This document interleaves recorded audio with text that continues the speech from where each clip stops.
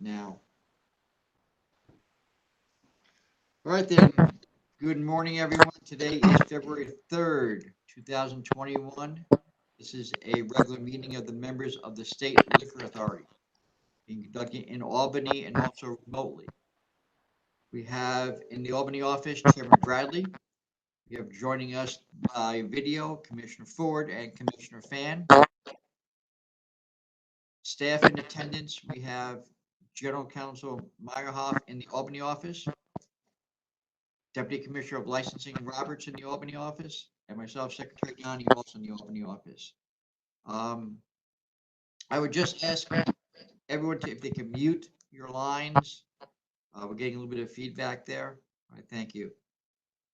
All right then, Chairman, unless you're, the next meetings of the next regular meetings of the members will be February 17th, March 3rd, March 17th, March 31st. Chairman, unless you have anything else, we'll get going. No, I don't have anything else. All right then. The first item we have is 265. It is William Roberts. This is a request for reconsideration of a disapproval of an on-premises liquor license. So this is the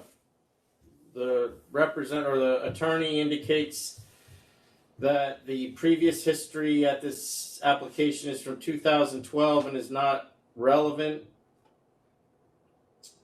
And the notice, he also indicates that the notice to the city was amended 5 months after the application was filed. Other than that, I don't see any significant new information. The initial decision not to grant the license included that not only that there was a bad history at the location, but that it was looked to be clearly a college bar, and there didn't appear to be a supervision plan of any kind, and a concern that in that location this was designed to attract a college crowd. And their response to that is that they intend to attract an older crowd, and the way they're going to do that is apparently with the applicant's son, who is a former musician, with a relatively well-known band. I don't know how that's relevant to managing what appears to me to be a nightclub with 226 people in it, but okay.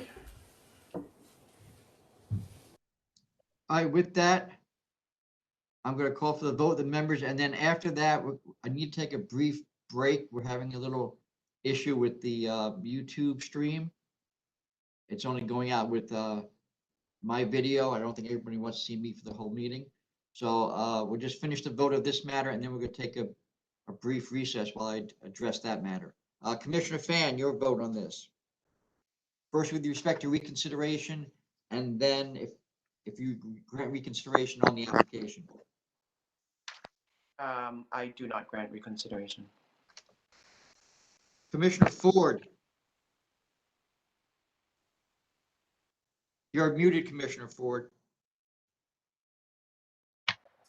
Sorry, I would grant reconsideration. Chairman Bradley. I'm not going to grant reconsideration. I understand that they would like an older crowd, but it still appears to me to be the same method of operation as the last place, the last licensee was there. It's in a college town that we've had significant problems with in the past, and I still don't have any indication that there is any type of sufficient supervision plan. And this is going to be a big place, 226 people, only seats for 30 people, but they want DJs, karaoke, and live music and dancing, which to me is going to attract students. All right, then. I just got an email. Apparently, the IT issue is not an IT issue after all, so we can just go ahead and proceed with the meeting. Those who are watching on the live stream can see everybody. So, next item is 266. R&K Wines and Liquors, Inc. This is another request for reconsideration. This is a removal of a package store license. So in the reconsideration, they've indicated they have adjusted the retail area down, so now it is only 500 square feet bigger than the old store. There is one protest. The retail area is only 500 bigger than the old store. The difference in square footage is the new store would be 3,500 square feet. The old store is 1,132 square feet.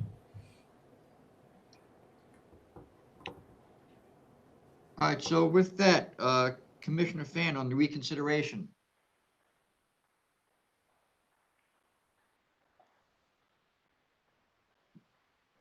You were muted, Commissioner Fan, I'm sorry. Vote to reconsider, yes. You're going to reconsider? Okay, Commissioner Ford, I would vote to reconsider as well. Chairman Bradley, I don't see that doesn't change my decision. I'd vote to deny reconsideration. all right then, on the application itself, Um, Commissioner Fan, I think this is a good compromise. I respect the protest, but I'm going to vote to support this this change. So I vote to approve. Commissioner Ford, Uh, I think I voted to approve this to begin with, or maybe I didn't. I can't remember now. But he did take my suggestion, which was to lower the square foot. So I'm going to vote to approve as well. Chairman Bradley, I'm going to vote to deny. We consistently deny new licenses in this area if they're not replacing old licenses. And this store, regardless of how big the retail area is going from 1,132 square feet to 3,500 square feet, which in my estimation is more than double its size. So I'm voting to deny.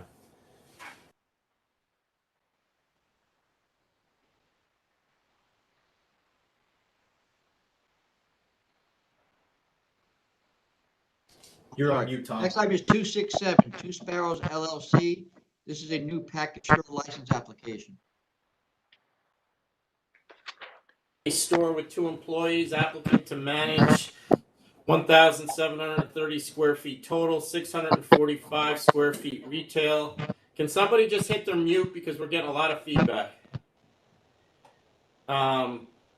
There are 4 stores within 0.2 miles. The closest store is 0.1 miles away.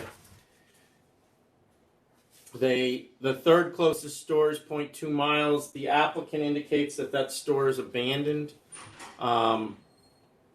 We don't have any evidence of that, do we? No, we do have a surrender of that license that came in December of last year. So they did surrender that license. There are 14 stores within 0.4 miles of this. There are 2 stores within 500 feet of the applicant. And there is a store 2 blocks in either way on 8th Avenue from where the applicant's going to be, or approximately where he's going to be. Okay, and 3 protests. We have 3 protests. All right then. Commissioner Fan, your vote? The population in the west side of Manhattan is certainly not going up. All the closest stores are doing declining business. I don't see public convenience here, so I'm going to vote to deny.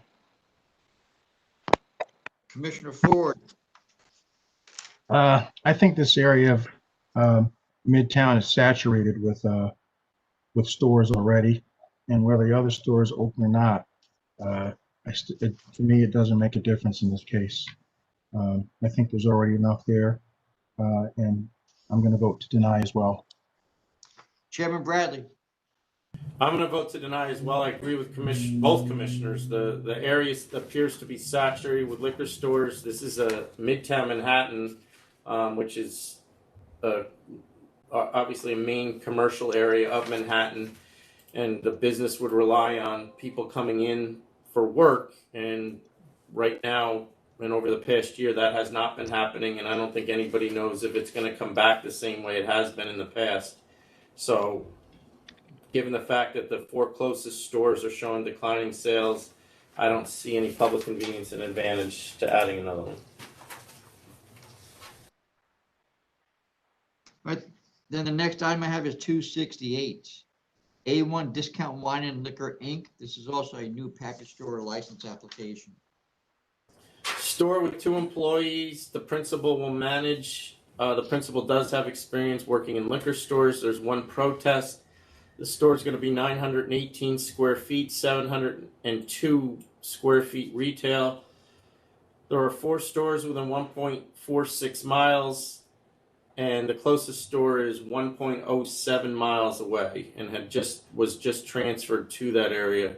I'm sorry, the ownership just transferred recently.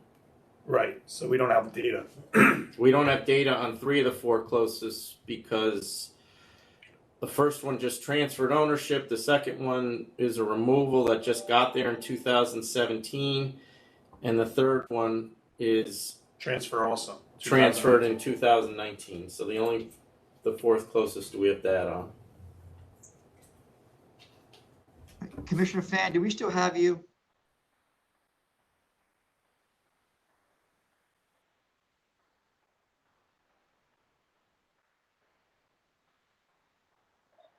Are you muted, Commissioner Fan?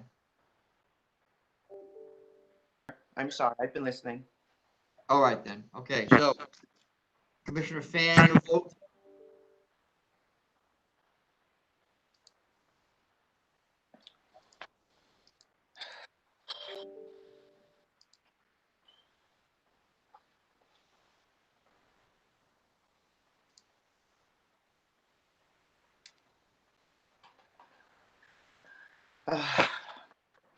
This is 1 mile from another cluster of stores, and so if I were to grant one, this would be the one. This applicant have experience, and it's getting support from family members to do this. I want to be supportive, so I'm going to vote to approve. Commissioner Ford, your vote, please. So is Straight Path open, Commissioner Roberts? One that's listed as the close, because in the supplemental, it says they're not open. I apologize, Commissioner Ford, your question was, is the closest 2 stores active? There's the first closest store, Straight Path Liquors. In the supplemental, they say they're replacing that store. Just give me 1 moment, I'll look into that for you.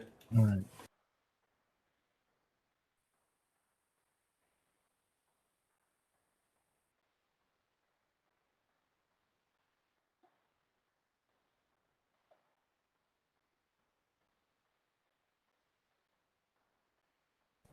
So that was a license that we just issued in early 2019. I don't have any indication that that store is no longer active in our records. Nothing's been surrendered, no holds put on as far as it being in operation. What's the name of it? Straight Path, the closest store. Though. In supplemental, they're claiming that the store is closed.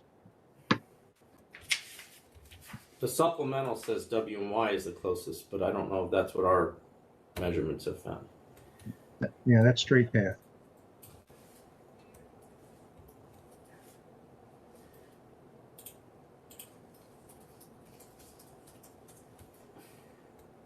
Just 1 moment.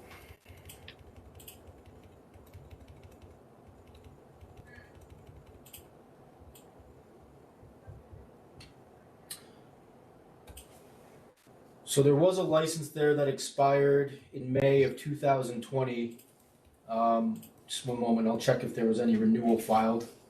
Okay.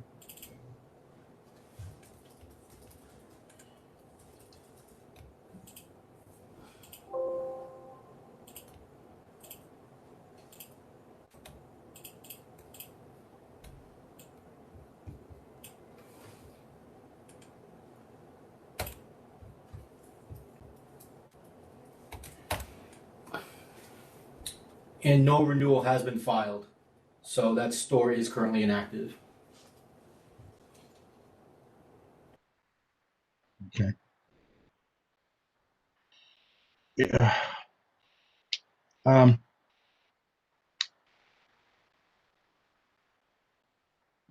that's kind of key to me whether I'm going to vote for this or not. Can we hold this over to confirm that, or do we just assume because they haven't filed a renewal that they're Yeah, I mean, if it's an inactive license and no renewal has been filed and nothing's When did it holding expire? that up. When in did it expire? May of 2020, it expired. So I think I mean, we have to assume that there's no active and they have no intention of refiling at this point. How far away is that from here? It's listed as the closest store, Chairman, so it says like 1.07 miles. No, that's not, it's not. That's not the closest on our list. It's not even on your list, this straight path. But let's see what it says. We're gonna look up the distance to see how far it was. I'm sorry, it's a street that it's on. Okay.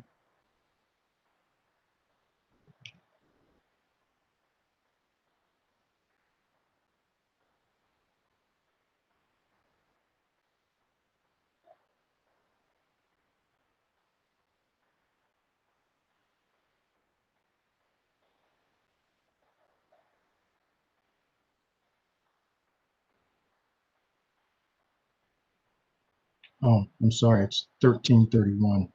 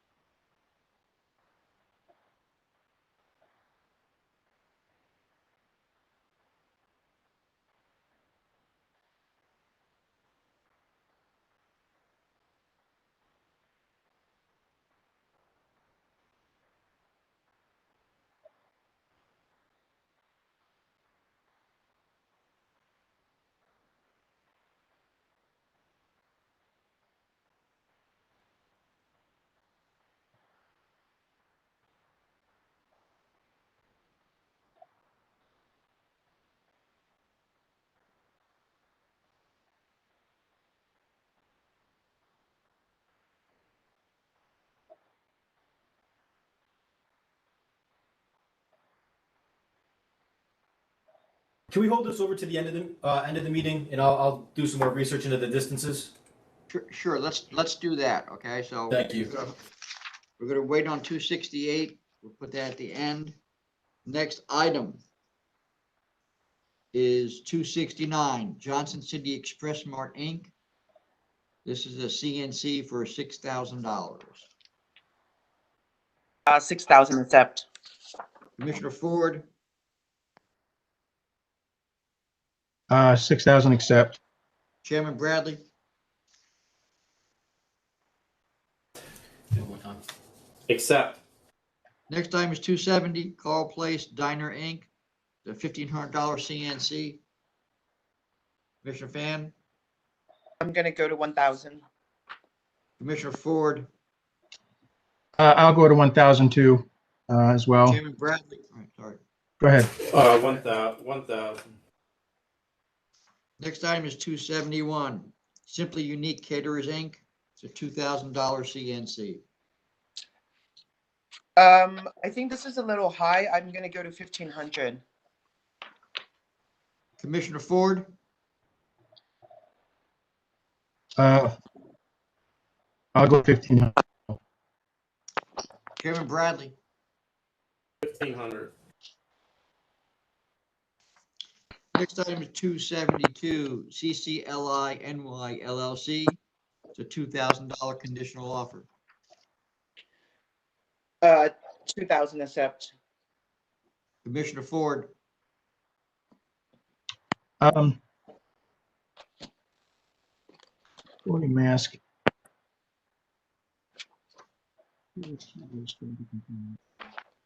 Uh, Yeah, you can go down because they've yeah, already. I would lower I had lowered to 1,500. Yeah, Chairman Bradley? What did he just do? I missed it. 1,500. You changing your vote, Commissioner Fan? yes. To 1,500? They actually have a pending, so I will go to 1,000 actually.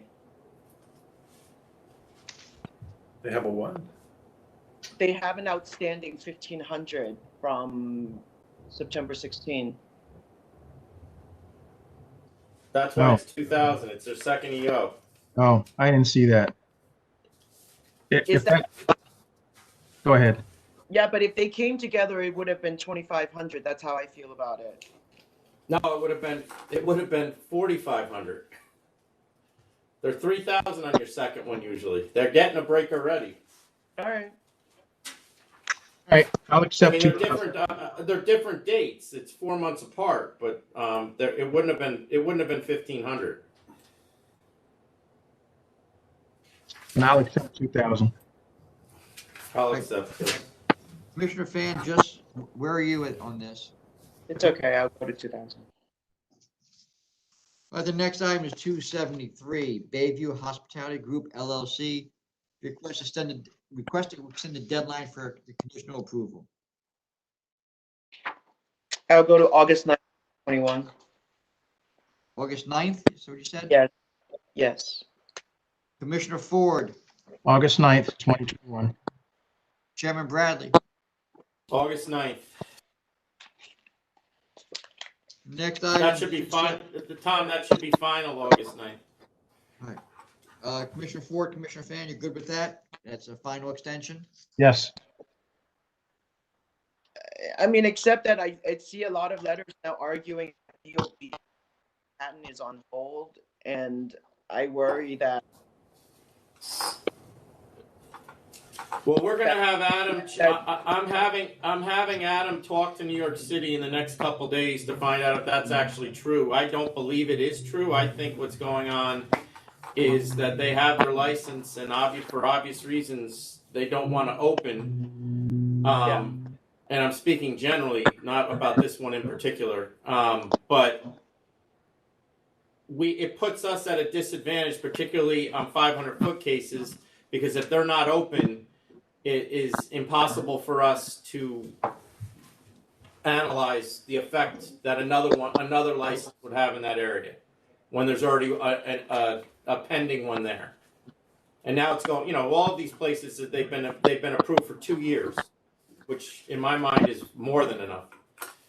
Yeah, I understand that, but how does it impact the 500-foot? Because does this pending license come up as one of them, or it's not coming up as one of them because it hadn't been issued yet, and it's hurting the community because there's one pending and it's not. Right, so the latter has that potential impact because currently the pending license isn't considered for parts of the 500-foot hearing. So if we had numerous conditionally approved licenses in an area, their conditional approval wouldn't show up as something to be considered for that area. Okay, I understand. So if we get information from New York City that they're backed up 2 years on C of Os, then obviously we'll change. But I find that hard to believe. I don't. My husband is an architect. And if it's a normal backup, then it's something they should have planned for. You would not believe how complicated that process is, but anyway. Yeah. No, I agree with you, Chairman. All right. Well, Adam, would you just let us know what they say? Yeah, we'll reach out to our contact and find out if they're facing any delays with issuing the new C of Os. Okay. All right, then the next item, 274. This is 2020 Nightclub LLC. It's a request for reconsideration that was held over from the last meeting.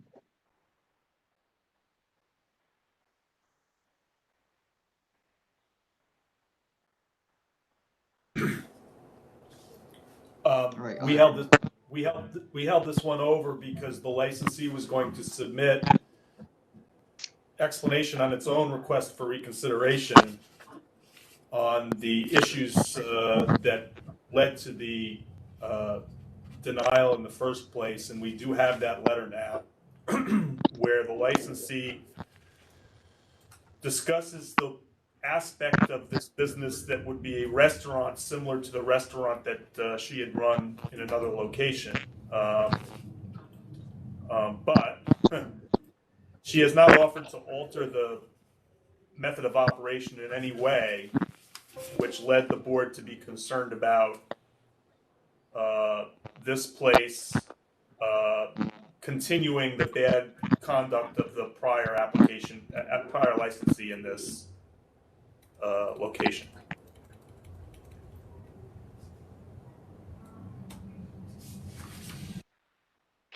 All right, Commissioner Fan?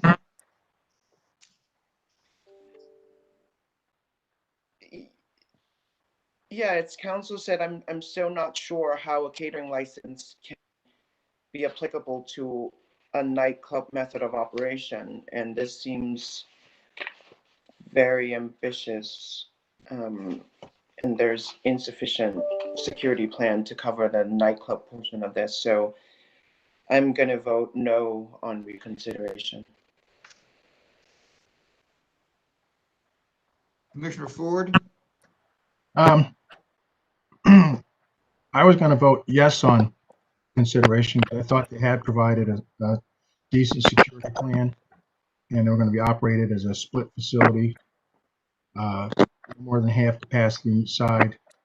But I'll save those reasons and more for later, depending on where we go with this with the reconsideration. So I would vote to allow consideration.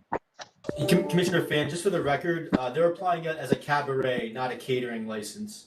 Although the same issue is in play, that their explanation suggests that this is going to be a restaurant, but they would be permitted to have 300 people at a time, open till 4 a.m., live music and dancing, etc.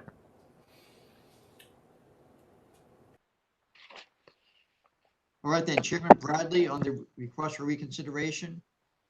And I'd ask again, everybody, when you're not speaking, if you could mute your mics because we're getting a lot of feedback. Chairman Bradley? I'm voting to deny reconsideration. I don't see anything new provided that would change my opinion of the application. The previous license was canceled in October of 2020, and I still see the method of operation of the applicant to be too close to the old licensee to be willing to open it up like that again. All right, the next item is 275, Cabrera Deli Grocery Corp. This is a conditional no contest offer of cancellation and bond claim. On bond accept. Commissioner Ford? Cancel and bond, accept. Chairman Bradley? Accept. Next item is 276, Alibaba's Terrace, Inc. This is a $1,500 CNC. Commissioner Fan? 100 accept. Commissioner Ford?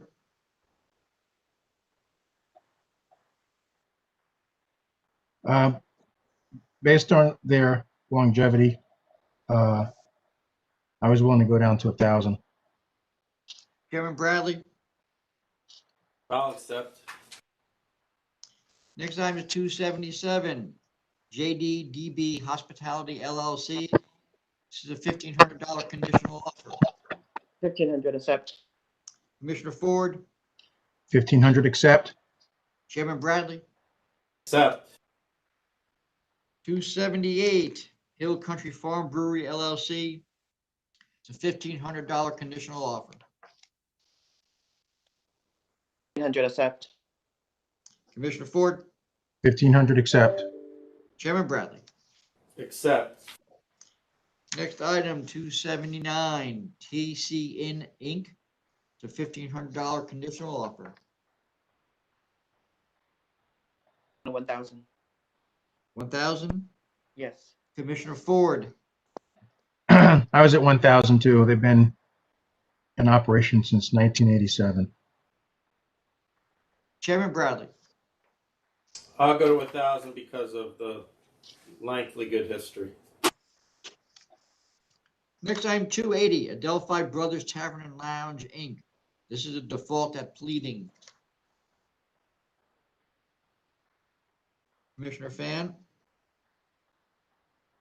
5,000. Commissioner Ford, We didn't hear Commissioner 5,000. Fan. Okay. Commissioner Fan's vote was 5,000.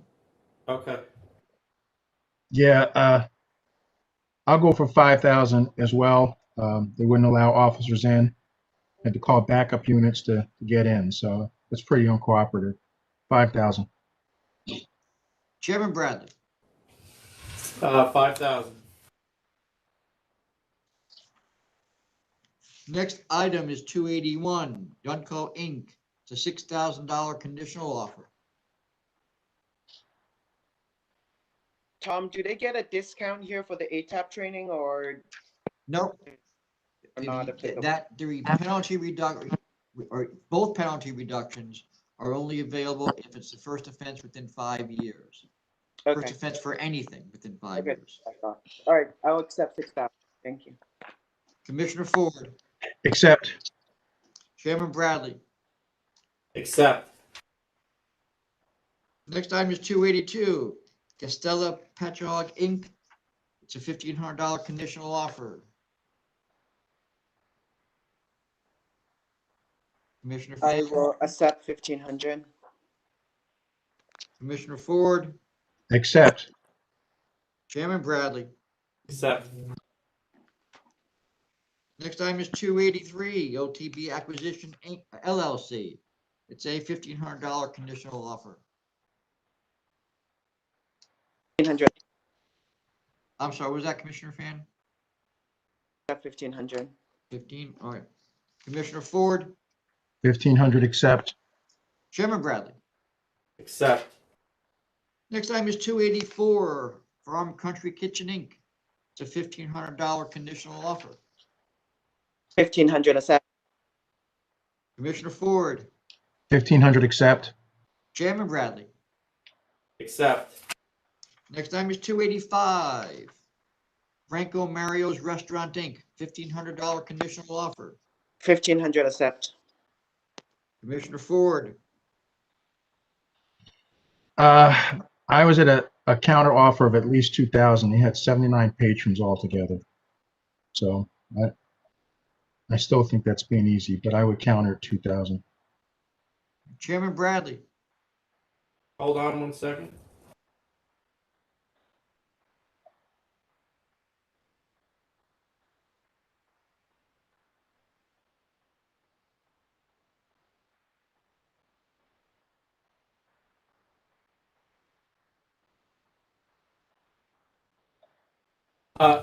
I'll go to 2,000.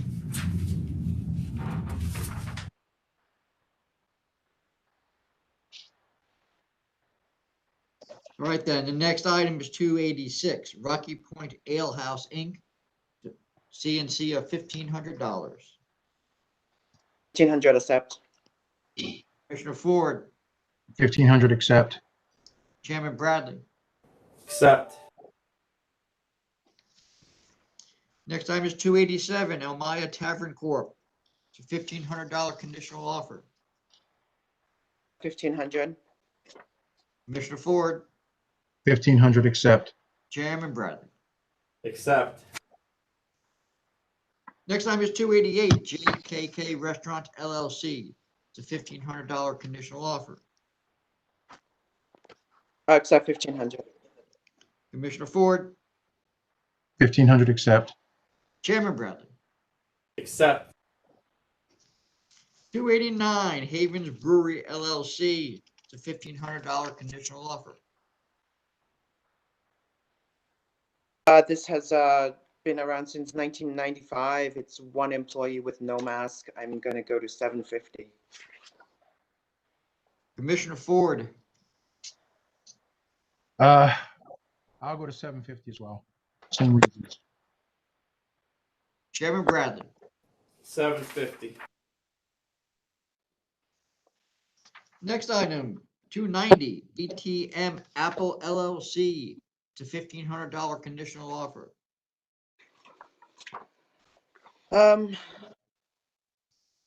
This is Applebee's, one employee with no mask.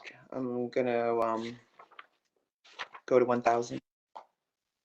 Commissioner Ford, I was at 1,002, no history in like, what, 11, 12 years, so, yeah, 1,000. 1,000, yes. Chairman Bradley, What do we got? 1,000 and 1,500? Both are 1,000. All right, 1,000. 291, Brooklyn Beat Company LLC. It's a $1,500 conditional offer.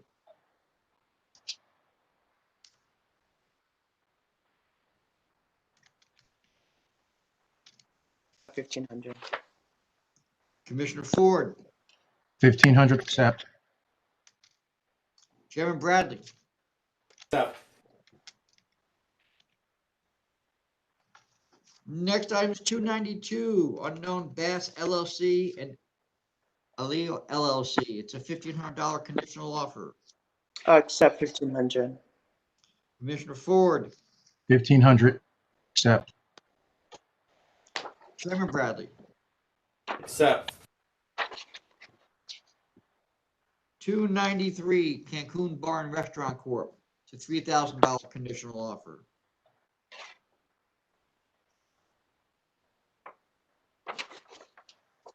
Accept. Commissioner Ford, I'll accept 3,002. My question for you, young man, Commissioner Roberts, is has any name change paperwork been submitted here?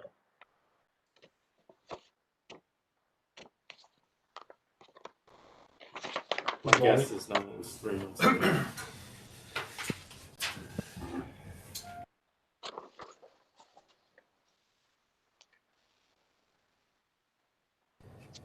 We did get an endorsement application mid-December, which looks like it has been approved. So the DBA name change has gone through. Okay, thank you.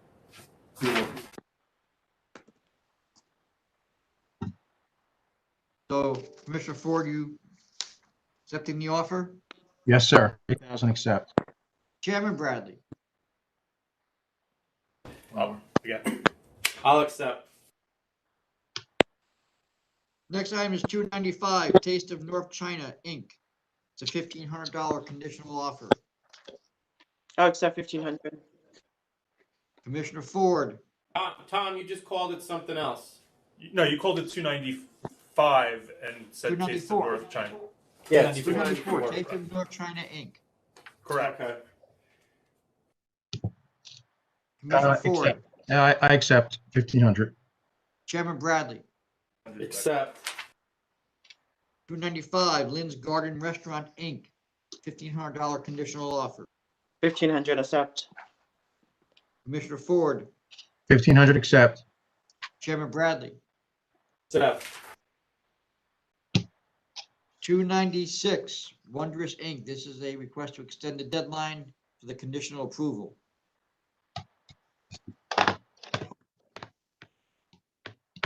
I'm gonna go to August 1st, 2021. Is that a final extension? Sure. All right, Commissioner Ford, August 1st, 2021. Accepted. and there'll be final extension? Let's go with that. Final extension. All right. Chairman Bradley, I will do the same.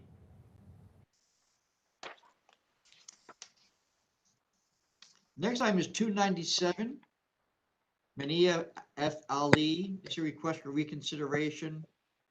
We received a request for an adjournment by the attorney asking it to be held over so they could get their submissions in. They claimed there was a problem with getting their submissions in by the deadline. Got a recon. What submission were they looking to get in? They're my recollection is the email talks about a letter from the applicant himself and some supporting documentation. Sorry. I don't know that that's gonna help. All right. 217. All right, Commissioner Ford, you're good with that? The 217, Chairman Bradley, good with that?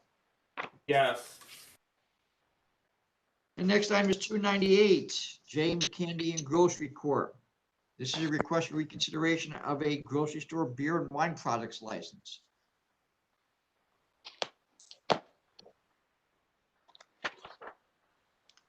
With respect to reconsideration, Commissioner Fan, Vote no on reconsideration. Commissioner Ford, I would vote yes on recon, just so I can get a better understanding of ownership of both these locations. So only for that reason. Chairman Bradley, I'm gonna vote no. There's nothing really new here in my view. His previous store sold untaxed cigarettes. His excuse was an employee did it. But And the charges were on 6 separate dates over a couple of months. right, so he at 6 separate occasions his employees sold untaxed cigarettes and got caught. Yet he didn't straighten that out. I don't have any faith he's going to be able to run this place legally. next item, 299, Cafe Tacuba of Yonkers, Inc. This is a request for reconsideration. The matter had already gone before you after hearing, and you impose a $15,000 civil penalty. I'll go to 10,000.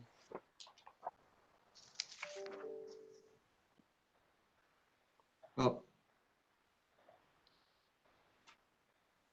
okay, so reduction of the penalty of 10,000. Okay, Commissioner Ford, So,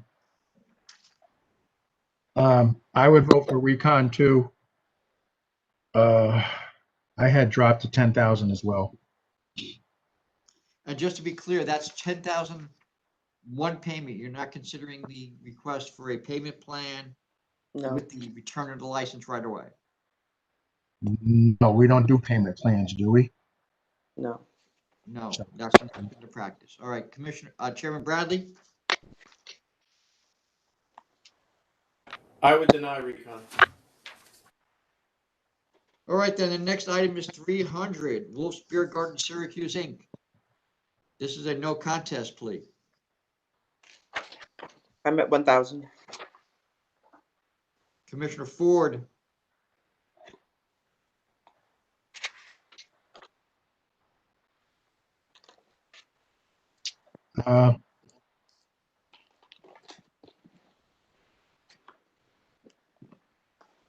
I was at 1,500 based on their history and the fact that they have a previous EO violation back in August.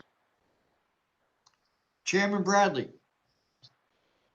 This is the second, well, it's a straight no contest. It's a second EO violation. The first one was relatively serious because we fined them $4,000 for it.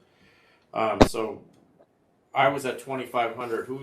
Is Commissioner Ford the closest at 1,500? Yes. I'll take 1,500. All right, then the next item is 301, Trappers, Inc. It's a $2,500 conditional no contest offer. I'll take 2,500. All right, Commissioner Ford, They've been open since 1988 and no significant history in the past, like, what, 16, 17 years. So I was willing to drop down to 2,000. Chairman Bradley, I got it. I'm going to keep it at 2,500 because it's 2 separate EO violation dates. all right, the next item is 302, Bromaco, Inc. It's a $2,500 conditional offer. I'm going to pull this one back with the board's agreement and permission. There's a prior EO case that the licensee is challenging, and I believe that that matter should be addressed before a CNC on their second violation is priced for a penalty. Or just box them together? Or they're gonna go to hearing on that? Either they will agree to box them together for one CNC, or we will take both cases to hearing. Okay. So Alright, we don't have to keep this. No, it'll come, Commissioner if Fan, it you gets okay back with on the sending it back? agenda, it'll be new. I'm sorry, Tom, go ahead. Commissioner Fan, you're okay with sending it back to council? Commissioner Ford, Yes, back to council. Chairman Bradley. Yeah, back to council's office. Next item 303, Marvin Gardens Hospitality LLC. It's a $1,500 conditional offer. 1,500 accept. Commissioner Ford, 1,500 accept. Chairman Bradley. Accept. Next item 304, Ivan's LLC. It's a $1,500 conditional offer. Commissioner Fan, 1,500. Commissioner Ford, 1,500 accept. Chairman Bradley. Accept. Next item is 305, Lorraine LLC. It's a $2,000 conditional offer. 2,000 accept. Commissioner Ford, 2,000 accept. Chairman Bradley. Yep. Next item is 306, Tim's Discount Liquor, Inc. This is a $6,500 conditional offer. 500 accept. Commissioner Ford 6,500 accept. and Chairman Bradley.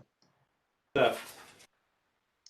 The next item, you should know 307, Chipotle Mexican Grill of Colorado. That application was withdrawn. I don't know if the applicant has notified licensing yet. We were notified and directed them to advise licensing. The Chipotle was withdrawn? Yes, it was. By the applicant? We got an email from the applicant's representative. I directed him to contact licensing to let them know. I don't know if they have or not. The next item, 308, Waterville Wine Merchants LLC. This is a new package store license. So this is a package store with no employees except the applicant. The applicant will operate it. It's 250 square feet, 230 of that will be retail. The closest store is 4 miles away. There are 4 stores within 16.9 miles. The applicant is managing restaurants, although it appears one of the restaurants he's managing, and I don't know whether this is accurate or not, is in Brooklyn.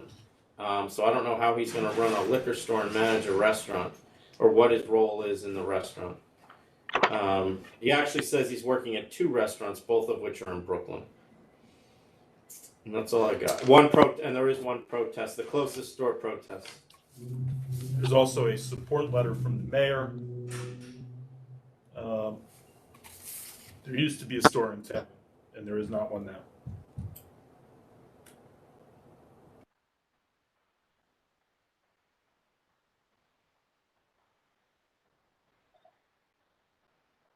All right, Tom. They also say that they're not carrying inventory of the store down the road in Stamford. So not that I'm holding to that if they're approved, but that was their statement. Does he say he's working? All right then, Commissioner Fan,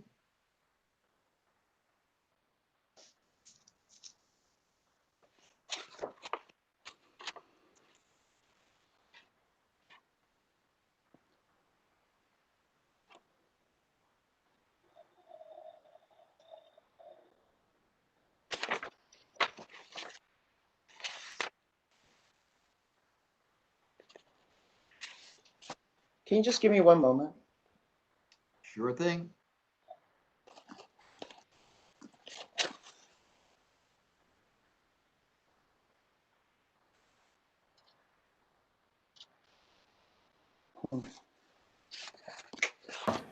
So for the record, Adam just indicated to me the one restaurant that he apparently was involved with is no longer open according to our record. So it's only one restaurant, and the restaurant in Brooklyn, it doesn't, at least the application doesn't indicate he has an active role. He's simply the secretary on the corporation.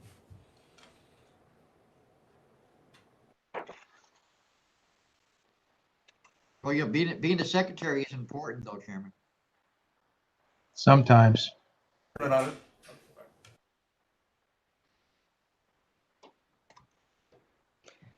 Then Commissioner Finn, are you ready? Um,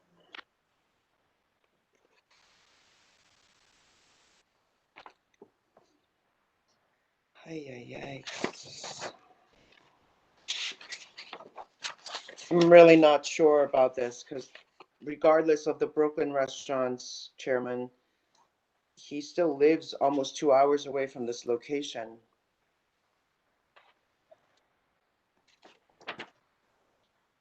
Is he hiring a manager? No, he's saying that he's going to operate himself. No, he lives in Stamford. He does live in Stanford. That's not Connecticut, that's New York.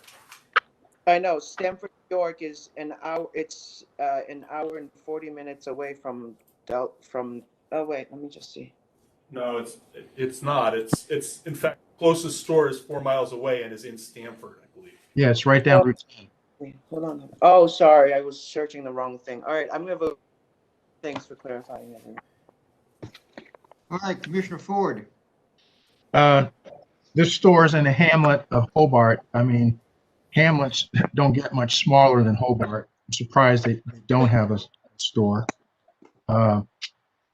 And the other store in Stamford, really, it's a whole nother community. Stamford, I think, is even larger than Hobart. Hard to believe.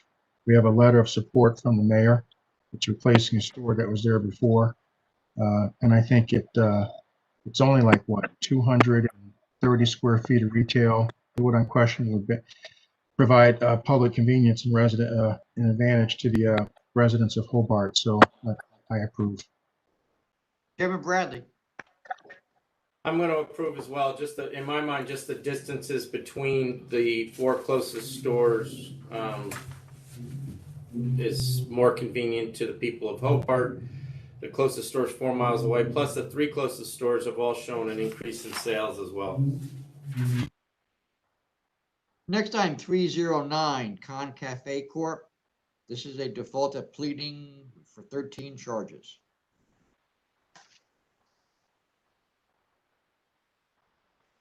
I'm at 75. 7,500. Commissioner Ford. Give me just a moment here, please.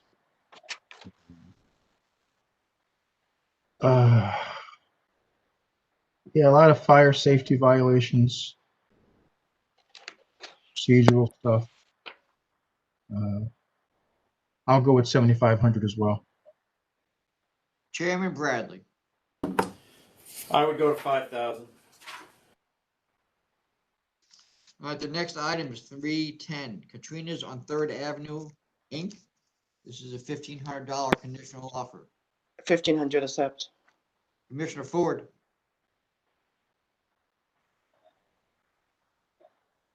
1,500 accept. Chairman Bradley. Accept. Next Hey, item. Tom. Yes.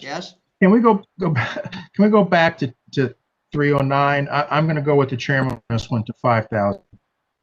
All right, so just for the record, 309, which is Con Cafe Corp., it was a default at pleading. Commissioner Ford's changing his penalty to 5,000, so that will change, or his vote, so that would change the ultimate decision to 5,000 as well. Yes. All right then, 311, AMF Bowling Centers, Inc., $1,500 conditional offer. 1,500 accept. Commissioner Ford. Due to their longevity and lack of history, I will accept as well. Chairman Bradley. Accept. Next item, 312, Ermerti Tavern Corp. It's a $1,500 conditional offer. 1,500 accept. Commissioner Ford, 1,500 accept. Chairman Bradley. Accept. Next item, 313, Novelty Lounge, Inc., $1,500 conditional offer. 1986, I'm gonna go to 1,000. Commissioner Ford, Uh,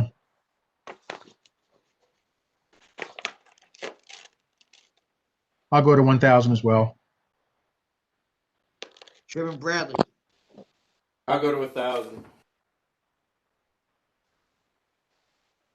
Next item is 314, Violet Avenue 1 and Liquor, Inc. This is a new package store application. This is going to be a liquor store with 6 employees, principal to manage. There are 2 protests. The location was previously a grocery store with an A license. It's 1,412 square feet, 1,020 square feet retail. Their closest store is 0.4 miles away.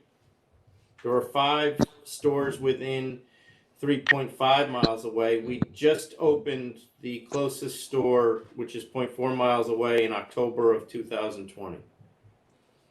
Also, the licensee is going to continue, the applicant rather, is going to continue working full-time job and working evenings after that to close. At least that's what he says.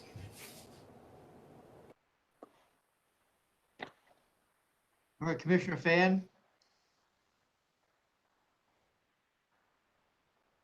I'm gonna vote to deny. We just opened one very, very close to here. It's unfortunate. Commissioner Ford, Yeah, we just opened Crazy Bob's very recently, so I'm going to vote to deny as well. Chairman Bradley.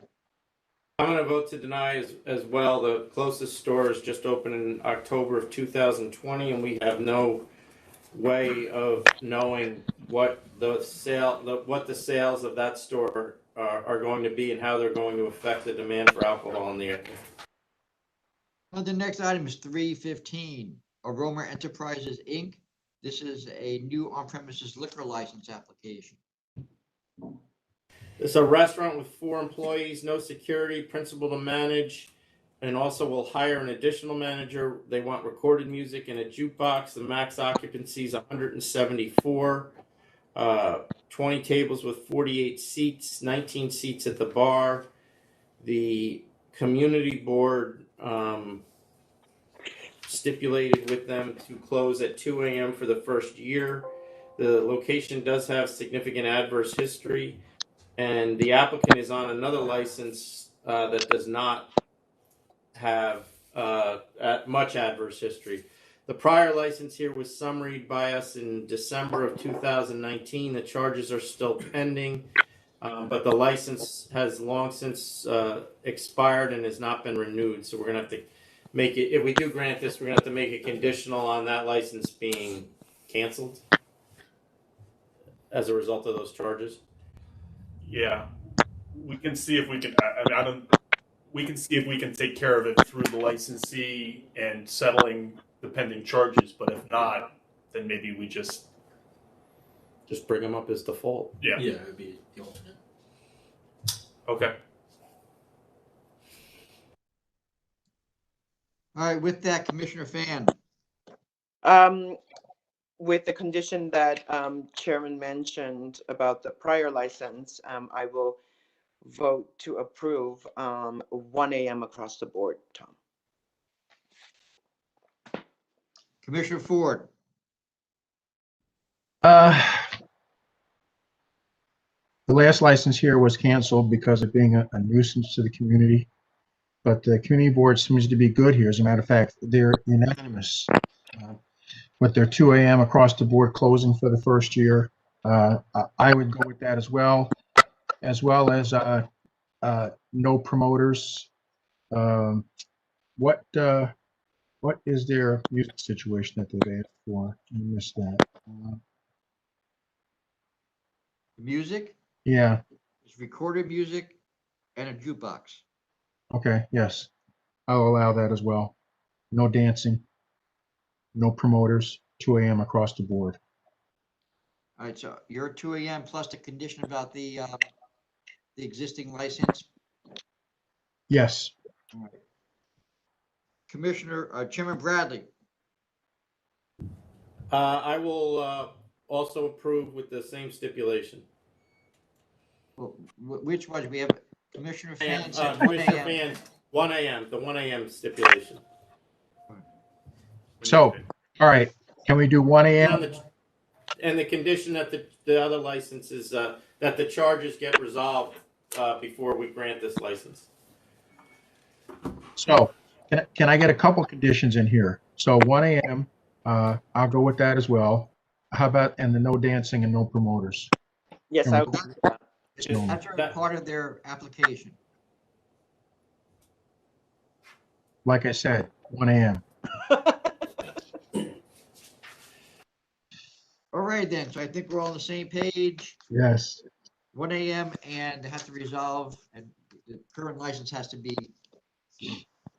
inactive at some, either for cancellation, surrender, or so forth. Next item, 316. Pleiades Restaurant Corp. This is a new restaurant wine application. It's a restaurant with 3 employees, no security, principal to manage, and will hire a manager. They want recorded music and a jukebox, no private events, no use of promoters. Max occupancy is 74. The seating listed on the diagram is actually more than the max occupancy, particularly when you include the employees. The manager, who is the applicant, will only be there till 8 p.m. Yet the restaurant's going to be open from 11 to, or the chef will be there from 11 to 3 a.m. It looks like it would be a 4 a.m. closing. The former licensee is the landlord here, and the former licensee had a very bad adverse history and was canceled by us in 2020. The applicant has no experience managing or working in a restaurant based on the application, and moved from the state of Massachusetts very recently. Yeah, there's also the box on the application that relates to prior convictions is checked yes. The box concerns felonies, misdemeanors, or alcohol-related, like DWIs. And the certificate provided relates only to traffic charges. So there's an open issue about whether or not this licensee checked that box for some other reason, since you wouldn't have had to check it for those traffic matters which were not alcohol related.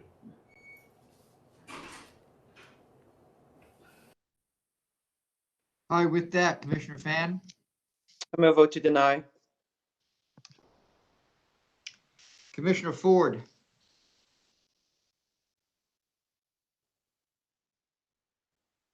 you're muted, Commissioner Ford. He has no experience, but wants to run a place with 74 occupancy. He says he'll use a manager, but I don't see a personal questionnaire for one included. So, Commissioner Ford, we do have one on file. If that was omitted, we apologize. They do have a questionnaire on file who indicated they were a manager at another restaurant in Jamaica, New York, from January of 2011 until July of 2020.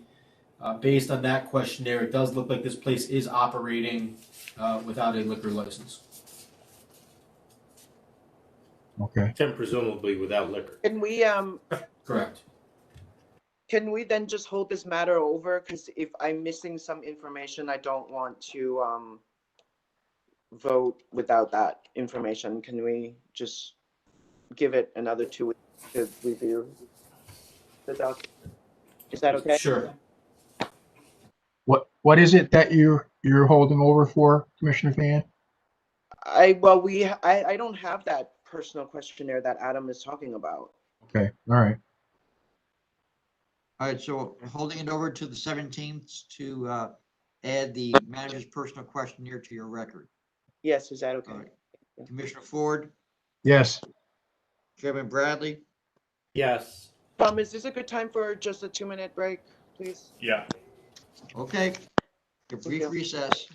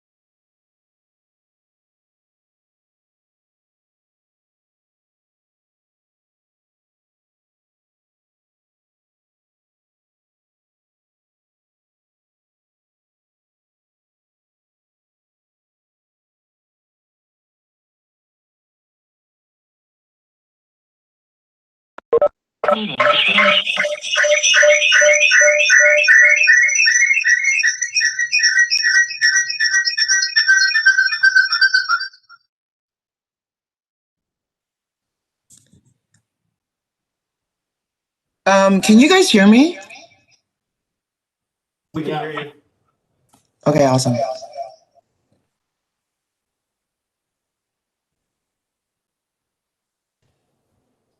Commissioner Fan, did you call in separately? It looks like sounds like we have an echo. Yes, Commissioner I'm, Fan, you've I'm got, trying to disconnect my phone. Give me a moment. Okay.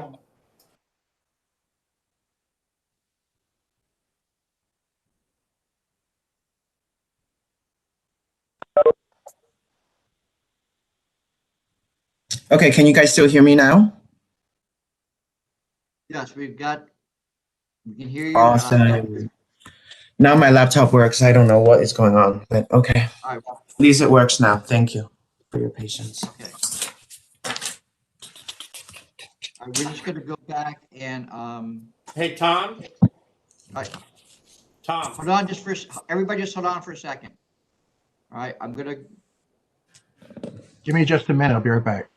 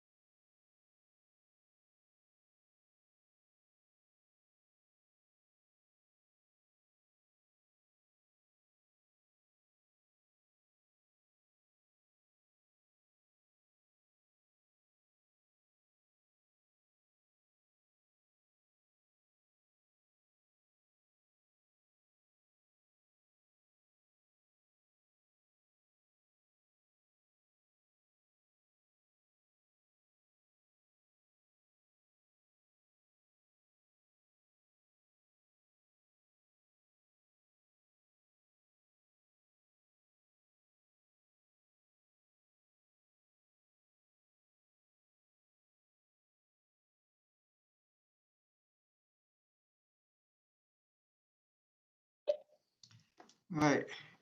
Is everybody all set to resume the meeting? Chairman? Yes. Yes, All set, Tom. All right, you just lost your video there for a second, Commissioner Ford. There we go. All right then, we're gonna resume the meeting after a brief recess. The next item is 317, Friskin Corp. We received a request the end of last week, beginning of this week, by an attorney saying he had just been retained in this matter, and he's asking that it be held over so he can review the material. For what reason? The application was filed in July. It's been complete for weeks. You- I'm just a messenger. All right, we'll give him 2 weeks, whatever. But this- All right, there, to 217. Commissioner Fan, you're good with that? Yes, 217 is fine with me. Commissioner Ford? yeah, I'm fine with that. All right, and Chairman Bradley. All right then, the next item, 318, Homeport Wine Cellar LLC. This is a new package store license application.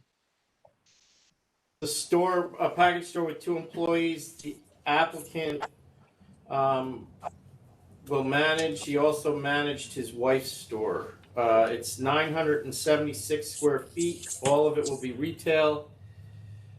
The money for this store was all borrowed from the applicant's father, approximately $100,000. There are 2 protests. This applicant was disapproved here previously because he had borrowed the money at that time from his wife's liquor store account, which we all know is illegal. There are 5 stores within 0.5 miles. The closest store is 0.4 miles away. We just opened the second closest store, which is 0.4 miles away, in February of 2019. And it appears that there are 7 stores within a mile. And there are 2, if I didn't mention, there are 2 protests.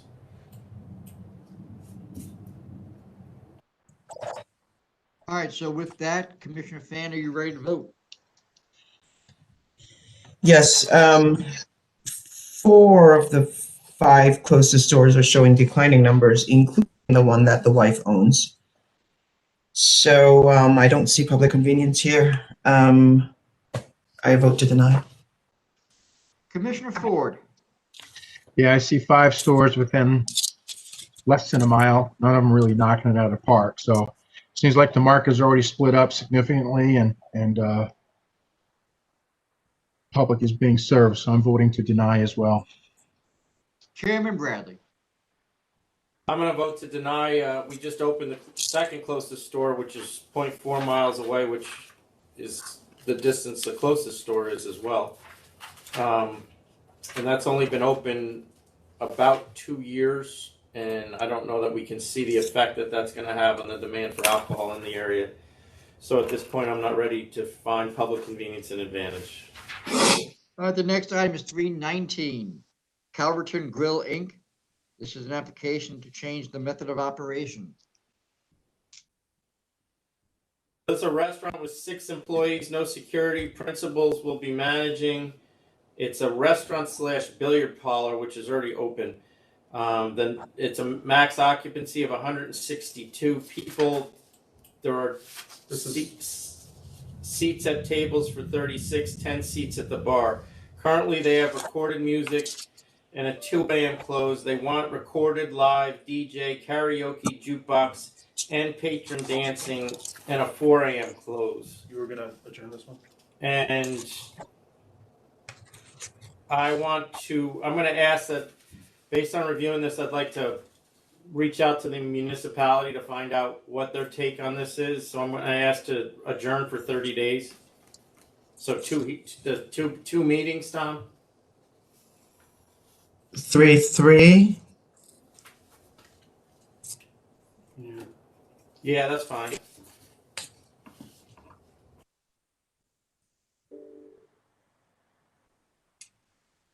My bad, I'm sorry. Commissioner Fan, you good with that? Yes, March 3rd. Commissioner Ford, Yes, March 3rd, fine. Chairman Bradley, since you're jury person. I'm fine. With that. Yep. All right, the next item is 320 SP Liquors, Inc. This is a new package store license application.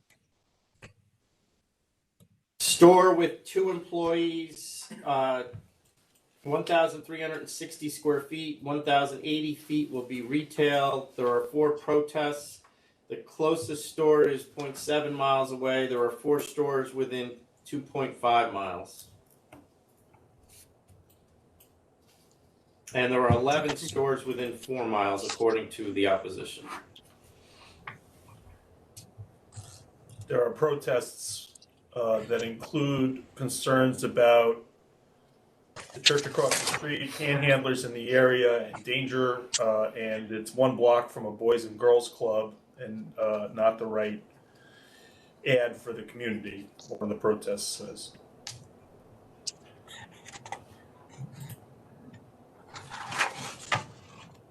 All right, then Commissioner Fan,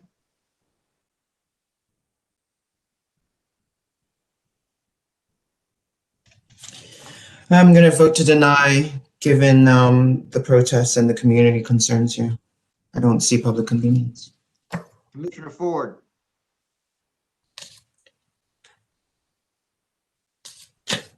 I'm going to vote to deny as well. Protests from all the closest stores. Sales of other stores don't really seem to indicate any increase in demand. The closest store is 0.7 miles away on the same street. So I'm voting to deny as well at this point. Chairman Bradley, I'm going to vote to deny as well. There's 4 stores within 0.25 miles in a driving community. The sales of the stores are mostly flat, and there's 11 stores within 4 miles, so it would appear that there is certainly enough stores in this area at this time. but then the next item is 321 Buddha Corp. This is a new on-premises liquor license application.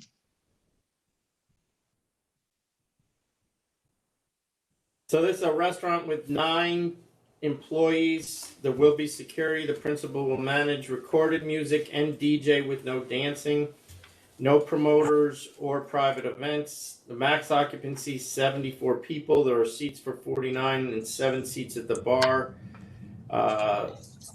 The community board protests, and there is also a resident that is protesting.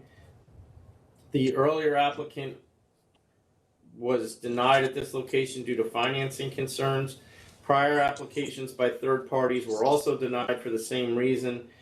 This applicant is putting up all of the money invested in the establishment, yet he has been unemployed for 4 years, and prior to that he was a security guard. However, his rep has submitted paperwork that indicates he has been a lucky lottery winner, which is where the cash, the $90,000 in total, is coming from. There is one of the protests indicate that this location's 140 feet from a church, and that's about it. Yeah, if the members were otherwise not going to grant the license, it wouldn't matter. But I think we'd have to check on that if this is still a consideration in play. My assumption is they made a representation that the church was further away. And on their proximity report, the church actually isn't listed. So if the members need us to verify, we could verify.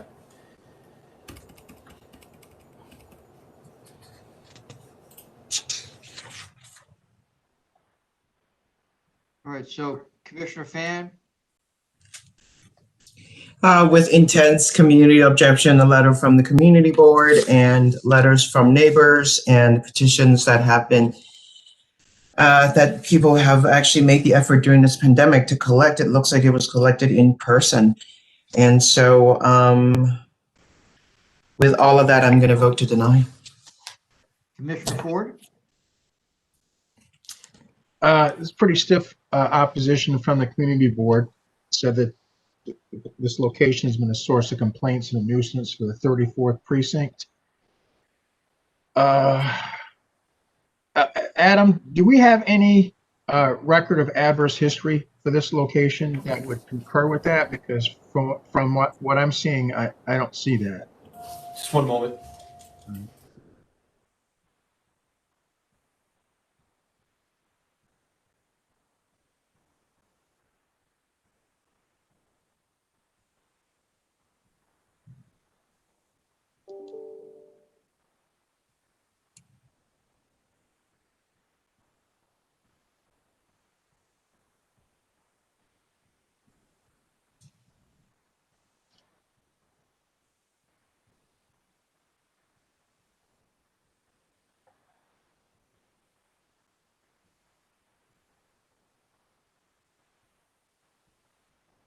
So Commissioner Ford, there have been other licensees there with limited disciplinary history that we have records of.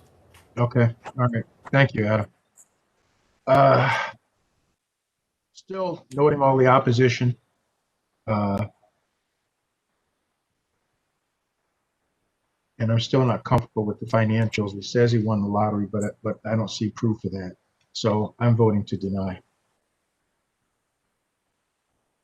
All right, Chairman Bradley, I'm gonna vote to deny the applicant has, based on the review of the application, the applicant has zero experience managing or working in a place which looks to me could easily morph into a nightclub with DJs and recorded music.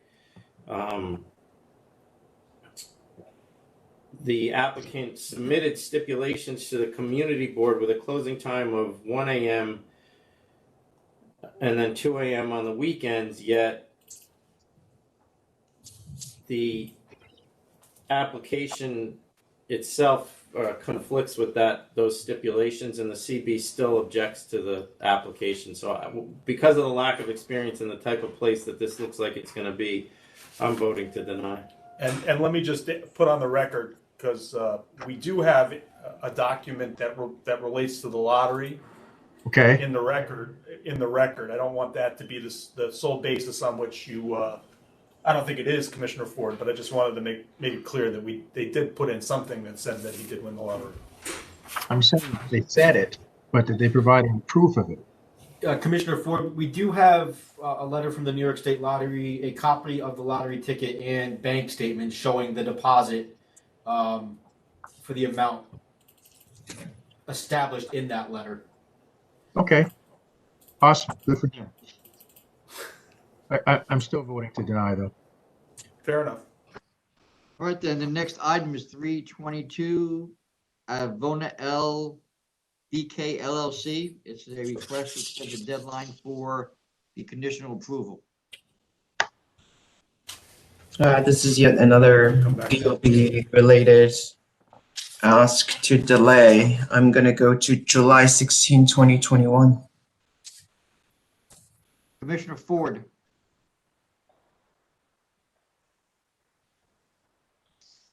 You're going to what time, what date, Commissioner Fan? July 16, 2021. All right, I'll go to July 16th. Chairman Bradley, I would just go for what they're asking, because at July 6, I mean, obviously you guys can do what you want, but at July 16th, 2021, that will be 2 years. 2.5 years, I'm sorry. But go ahead.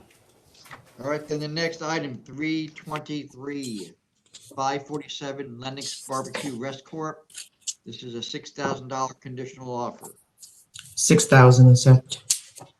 Commissioner Ford, 6,000 accept. Chairman Bradley, I'll accept. next item, or items, 324, 25, 26, 27, 28, 29, 30, and 31. This is Tropical Fantasy Bar and Lounge, Inc. These are a number of matters that went to hearing. Chairman, you are recused from this matter, or these matters. The charges that were sustained. All right, the charges that were sustained, and so forth, are noted in the agenda sheet. So that would be charges 1, 2, 3, 4, 5, 7, and 8 in the first proceeding. All the charges in the second, third, fourth, and fifth, and sixth proceedings were sustained by the ALJ. The remaining charges, the ALJ recommended dismissal. License has been summarily suspended since October 18th.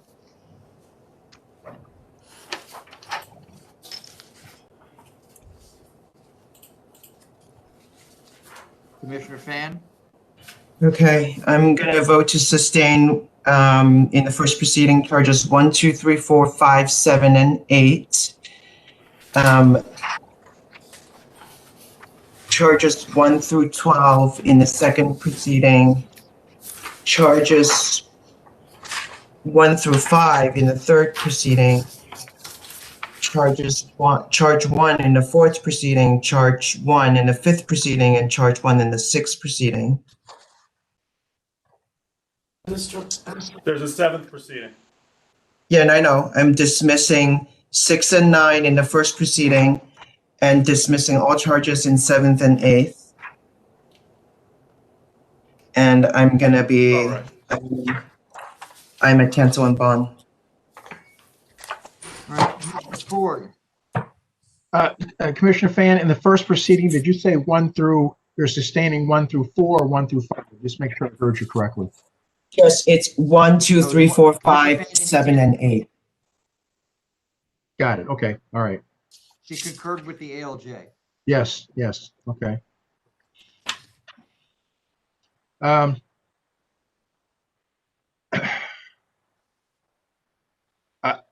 at revoke and bond. I just think this was a pretty bad place.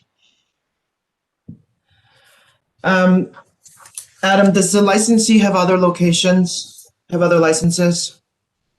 Just one moment. And Commissioner Ford, just for the record, you're sustaining the charges as indicated by Commissioner Fan and the ALJ? Yes, yes. Thank you.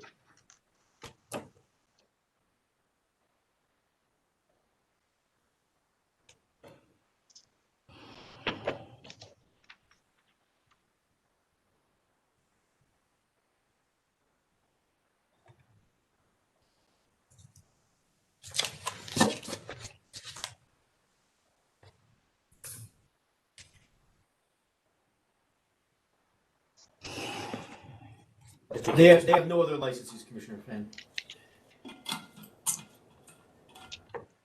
All right, I'll go to revoke and bond as well. All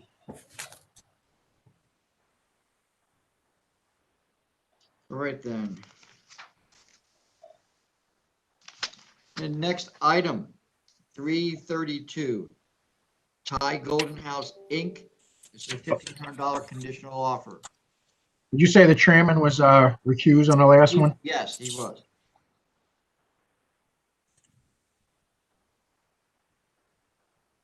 Yeah, I just want to make it clear that I was told about that after I read the entire decision, which was approximately 63 pages.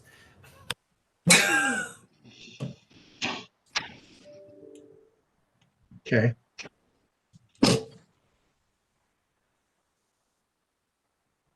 Well, you were only recused from one of the cases, so. Commissioner Fan on 332, I'm a step 1500. Commissioner Ford, 1,500 accept. Chairman Bradley. Except, Next item, 333, El Bar Loco, Inc.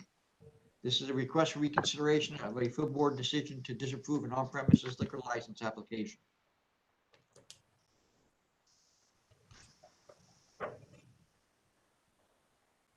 Commissioner Fan, to the that. reconsideration request? I'm gonna vote no to reconsider. Commissioner Ford, I'm going to vote no to reconsideration as well. Chairman Bradley, I'm going to vote no to reconsideration. They haven't offered any new information regarding their method of operation, which was the main issue that I think we all had with it, and why we denied this license. Next item, 334, Rusty Barrel Wine Spirits and Gifts LLC. This is a reconsideration of a full board disapproval of a package store license. It was denied because we found no public convenience and an advantage. The applicant does now have some elected individuals from the town supporting the application. That's basically the only thing that's new. There's also a claim of planned construction in the area, but no current increase in population or anything like that.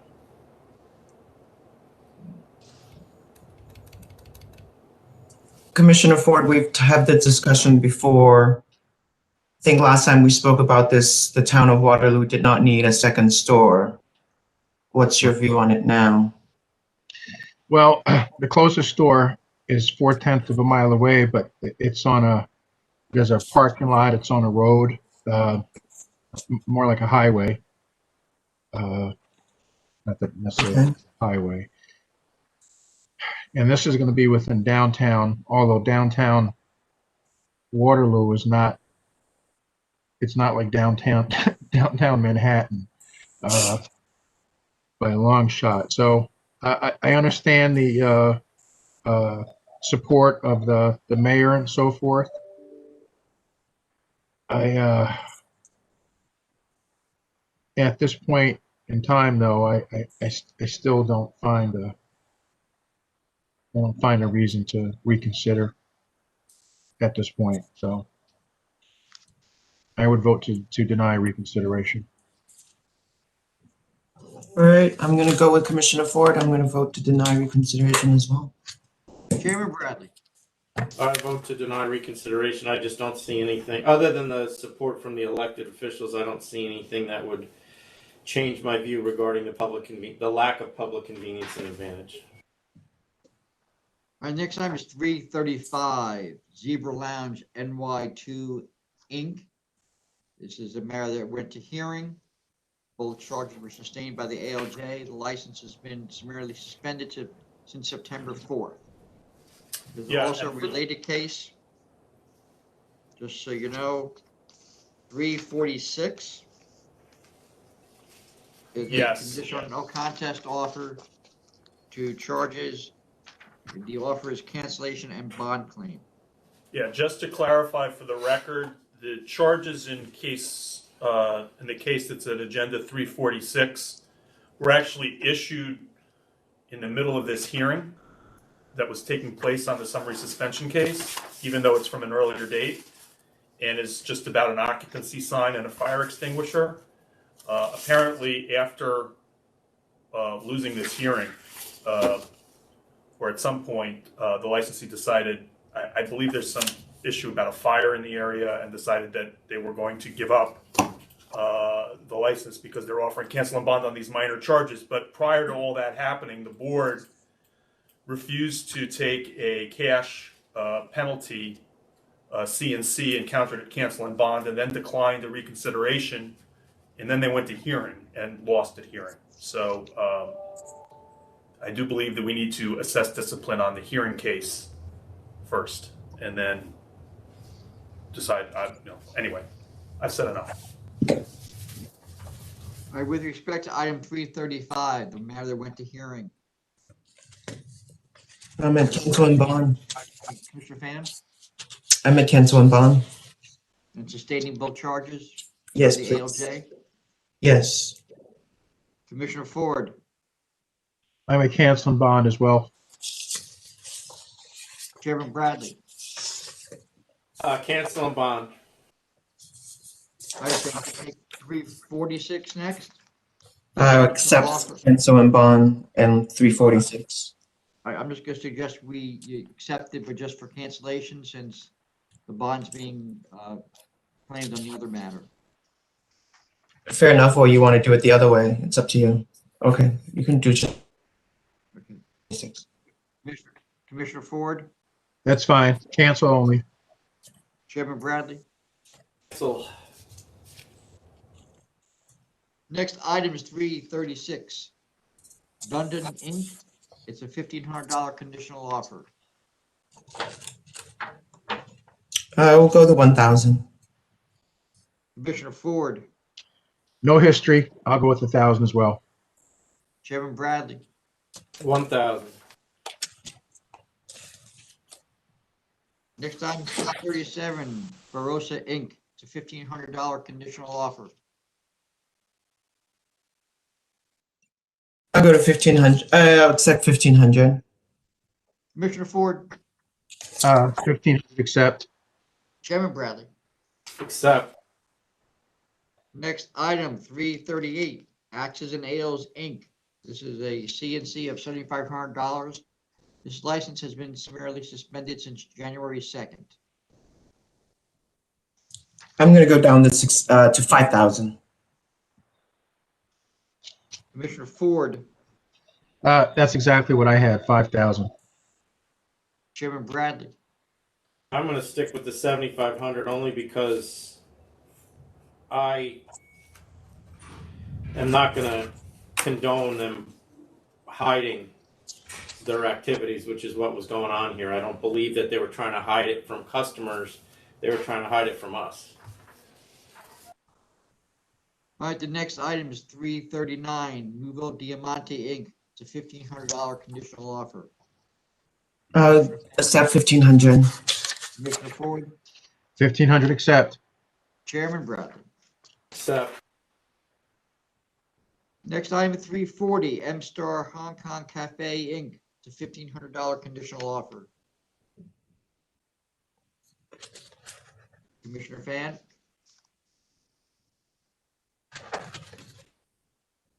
I'm going to go to 1,000. Commissioner Ford,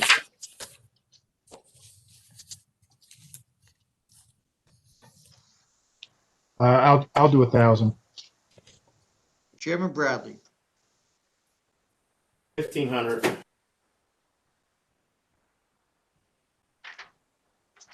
Next item is 341, Seven Depot Tavern Corp. It's a $1,500 conditional offer. I'll accept 1,500. Commissioner Ford,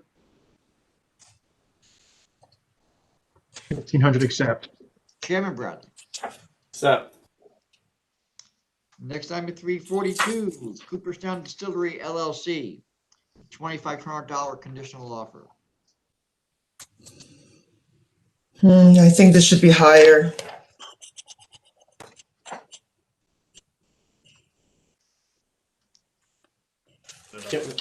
For what reason, Commissioner Fan, just so I understand?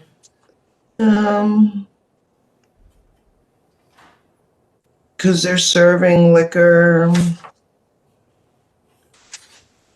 Failure to supervise. I'll take 2,500. Commissioner Ford, 2,500 accept. Chairman Bradley. Accept.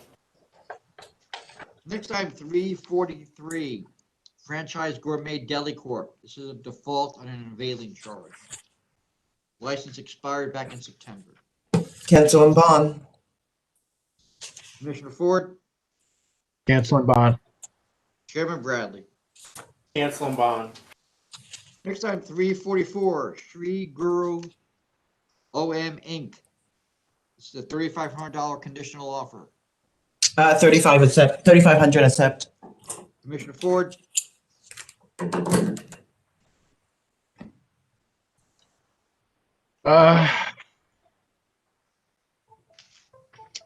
3,500 accept. Chairman Bradley.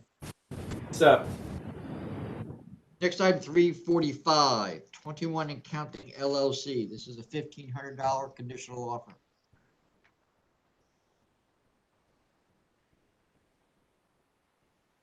Commissioner Fan,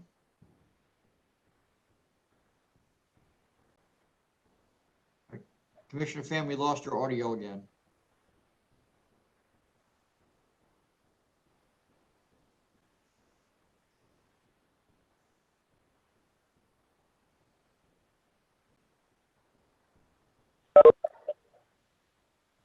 All right, we're just gonna hold for a second while we wait for Commissioner Fan to rejoin us.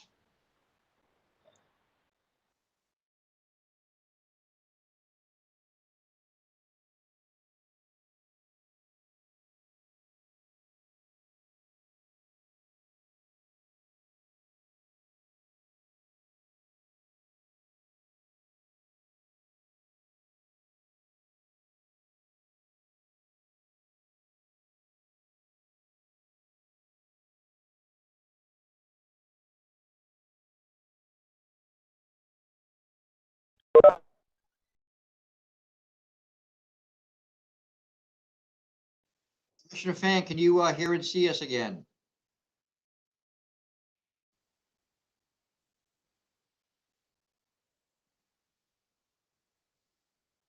All right, let's just take a brief recess. And we will try to get Commissioner Fan back with us, all right?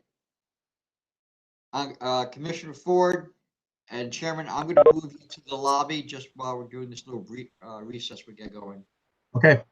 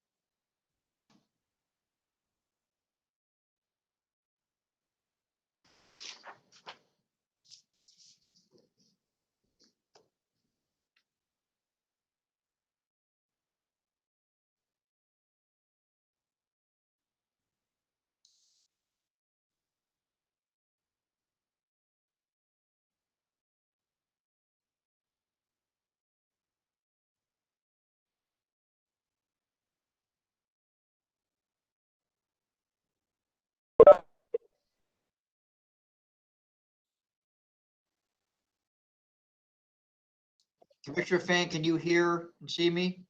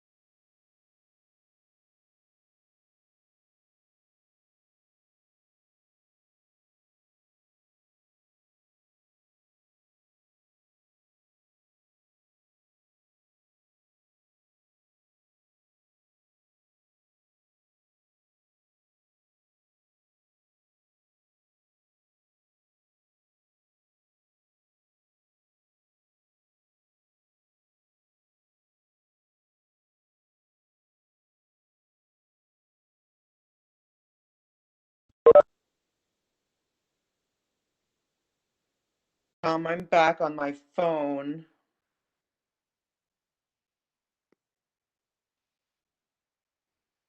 Can you hear me now?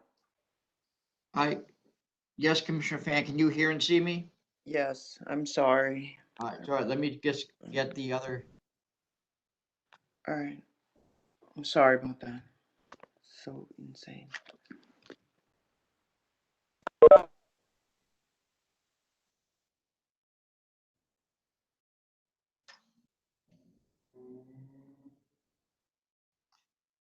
right, Albany, can you hear and see me? We can, Tom. Although the chairman just stepped out for a second.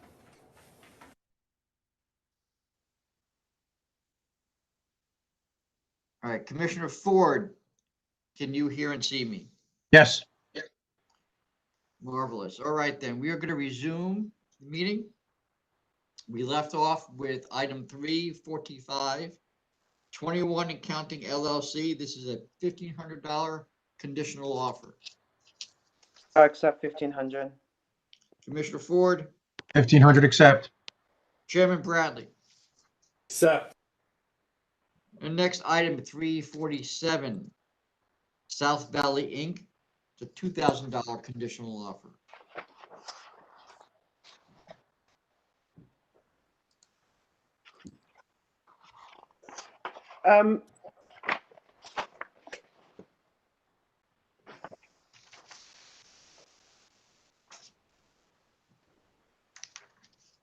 Oh, that's weird. I'll accept 2,000. Commissioner Ford, I'll accept 2,000 as well. Chairman Bradley. I'll accept. The next item is 348, 240 Flatbush Avenue LLC. This is a no contest plea to 3 charges. And I'm gonna, with the board's permission, pull this one back as well. There is a prior case that has a CNC that's not before the board, and I think that should be addressed before a no contest discipline is awarded here. So we'll either bring them both back together, or, well, we'll bring them both back together. But I you think don't Commissioner need to. Fan, you're good with that? Yes. Commissioner Ford, Good. Chairman Bradley. Yes. Next item 349, it's 109 East Seneca Street, Manlius NY Corp. It's a $3,500 conditional offer.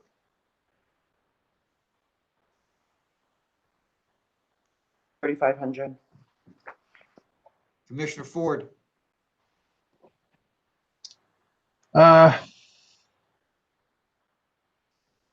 3,500 accept. Chairman Bradley. I'll accept. Next item 350, Nicole A. Kloss Madison. It's a $5,000 conditional offer. I'll accept 5,000. Commissioner Ford,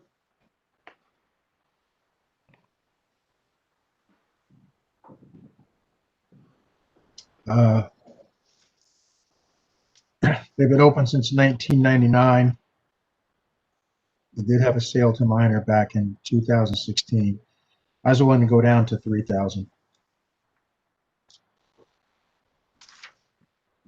Chairman Bradley. Yeah, I'm gonna stick with the 5,000. I think they were warned in July, and they're probably lucky they didn't get suspended in October. Yep. But then next item 351, Tasty Foods Inc. It's a $1,500 conditional offer. I'm at 1,500. Commissioner Ford, 1,500 accept. Chairman Bradley. Accept. 352, Gary O. Duquette Sr. This is a $2,000 conditional offer. I'll go to 1,500. Commissioner Ford, 1,500. Chairman Bradley. 2,000. Next item, 353, Narayan Liquors Inc. This is a $6,000 conditional offer. 6,000 accept. Commissioner Ford, 6,000 accept. Chairman Bradley. Because it was over 5.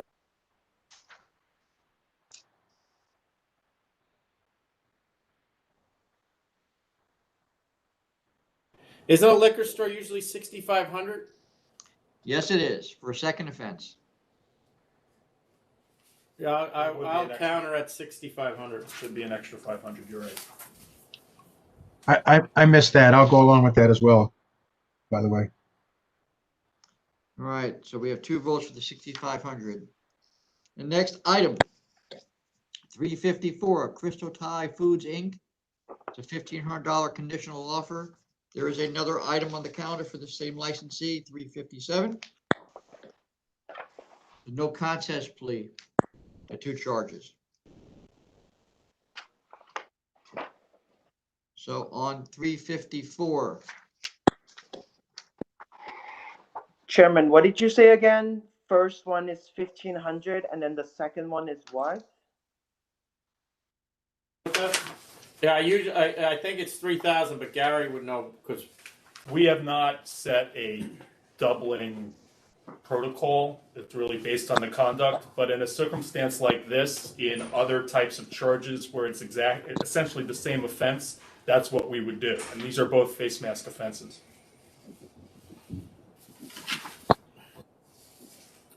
now because it's a CNC, you can obviously discount as you want. It doesn't matter to me. The first one is a CNC, the second one is a no contest, 357. So you can pick whatever you want for the second one, but we have not been sending out second page pleadings with auto numbers for executive order charges. If it's a second offense, we've been requiring the licensees or counsel to coordinate with us on a settlement offer.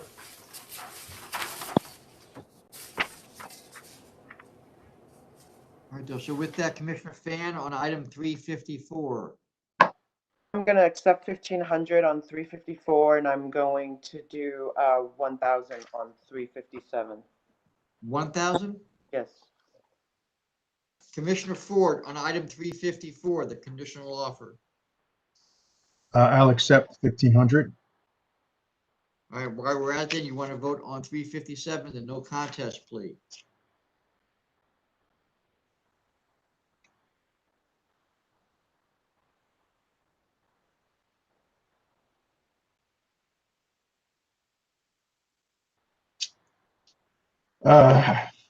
What did you say, Commissioner? 1,000?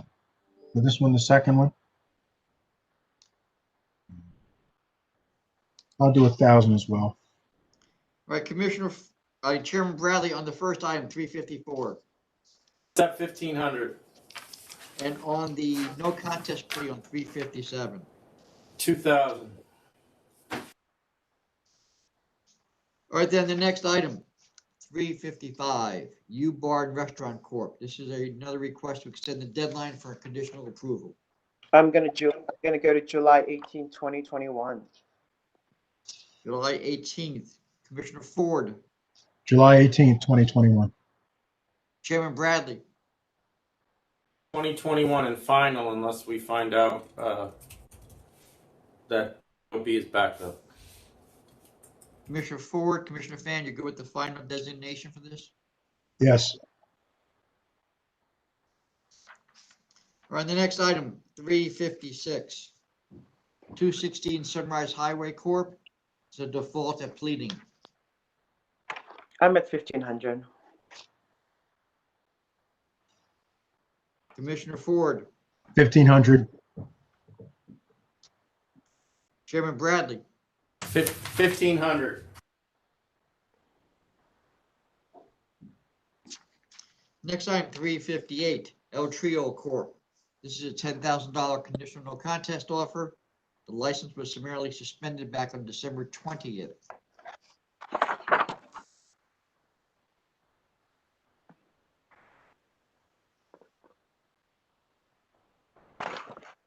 Commissioner Fan,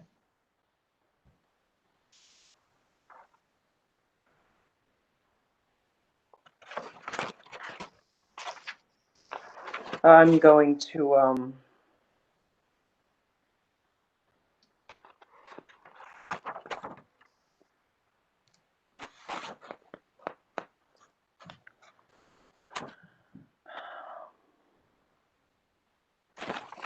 it just concerns me that they were caught with basically a nightclub in an outside structure with a DJ inside of that structure.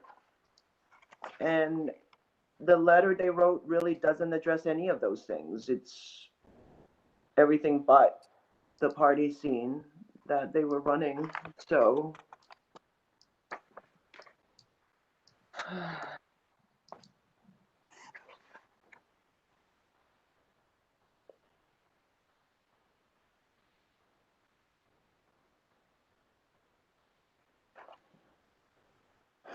I'm gonna counter at 15,000.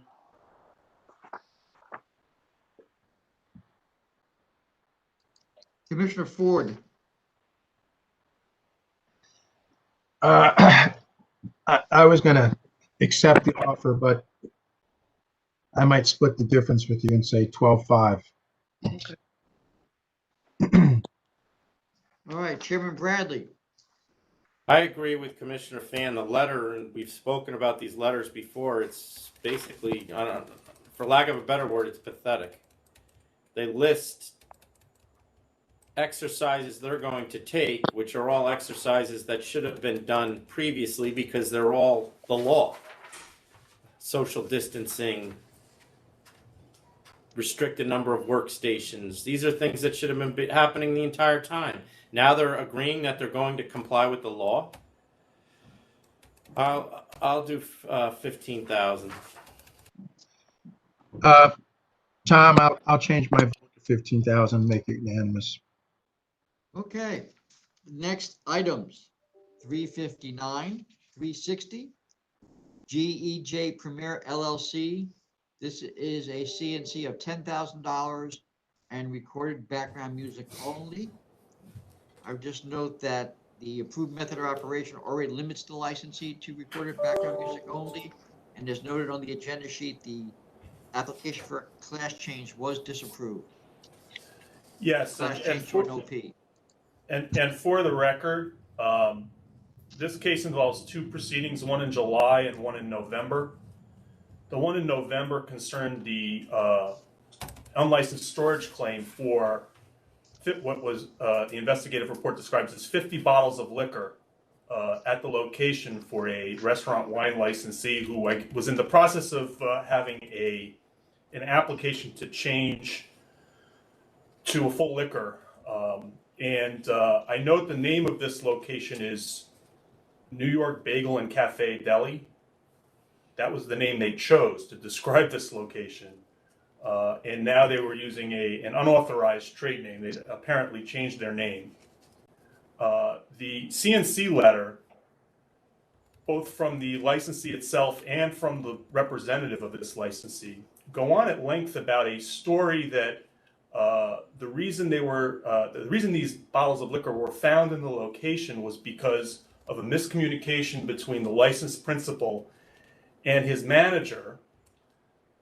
According to the licensee, when the administrative law judge had considered this issue and approved or found public convenience in that hearing, but before the license was granted, in fact, the license was not granted at any time, he communicated that to the manager, who misunderstood, this is according to the licensee, and then went out and bought this liquor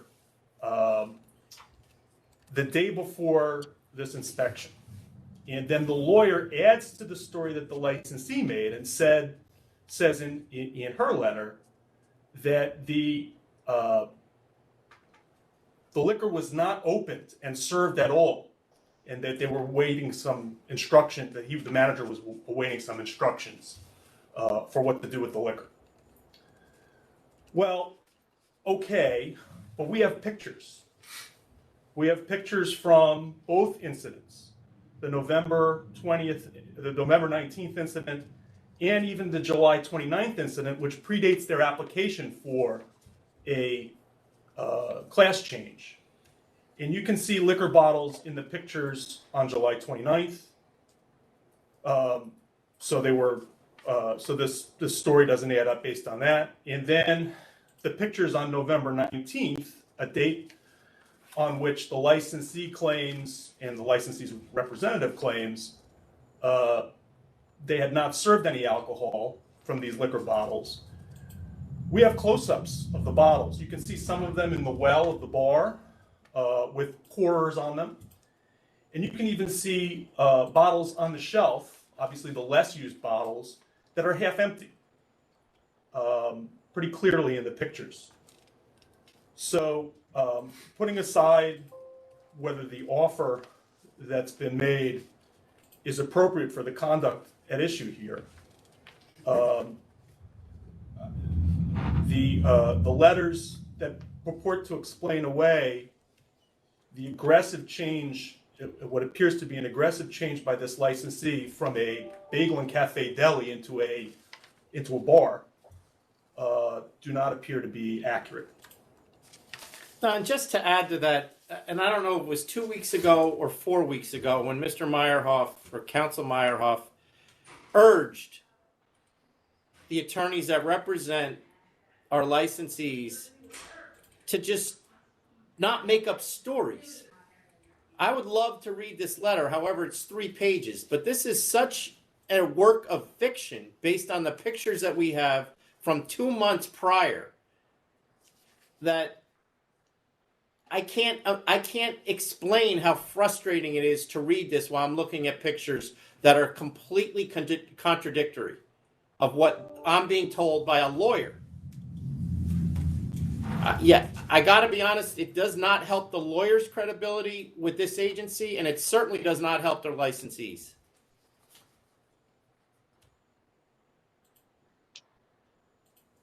All right, Tom. All right then, so Commissioner Fan.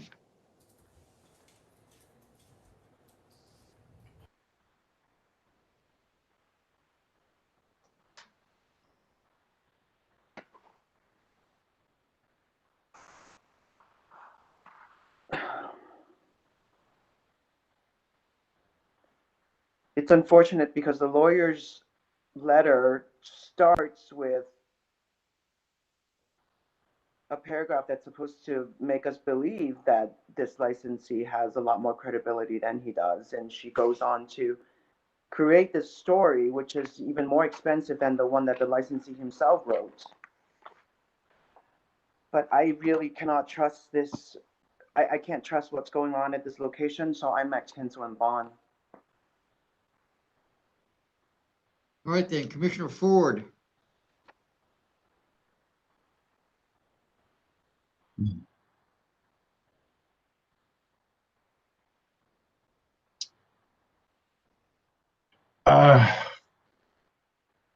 Because they're blatantly not telling us the truth. I wasn't quite at canceling bond. I was at a higher penalty, perhaps like 15,000. And no class change, but they were already denied that. And they're already limited to recorded music only. So I was going to counter at 15,000. Okay, Chairman Bradley.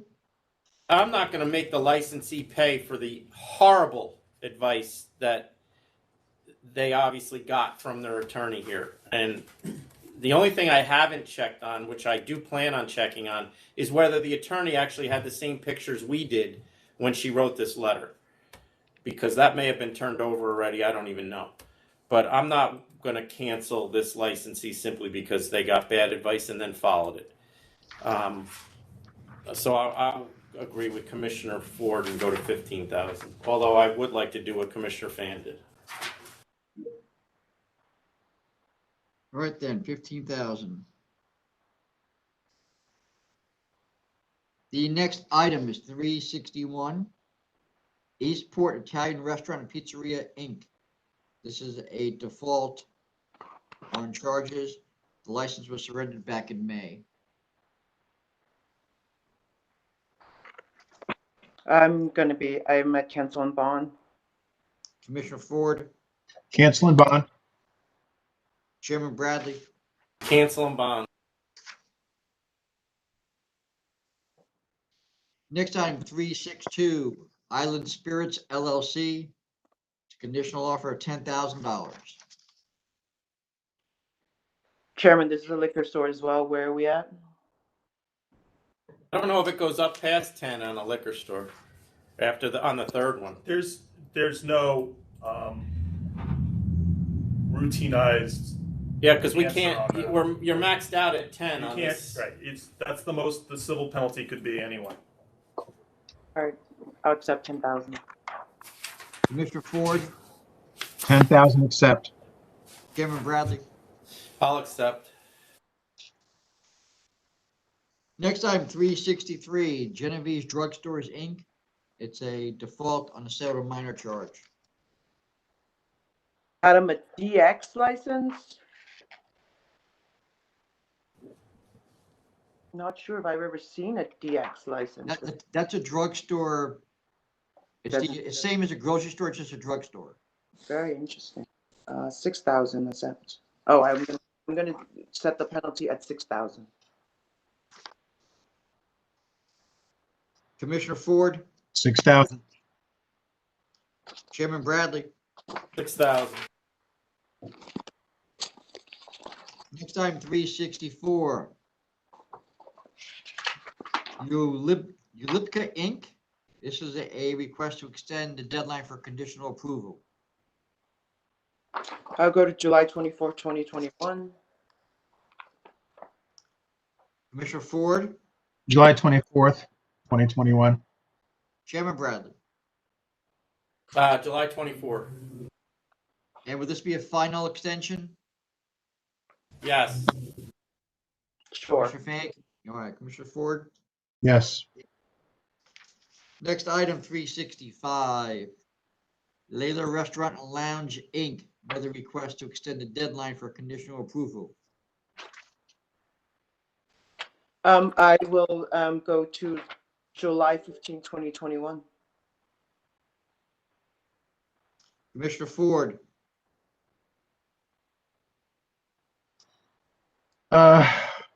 This is another one attributing the delay to the Department of Buildings. The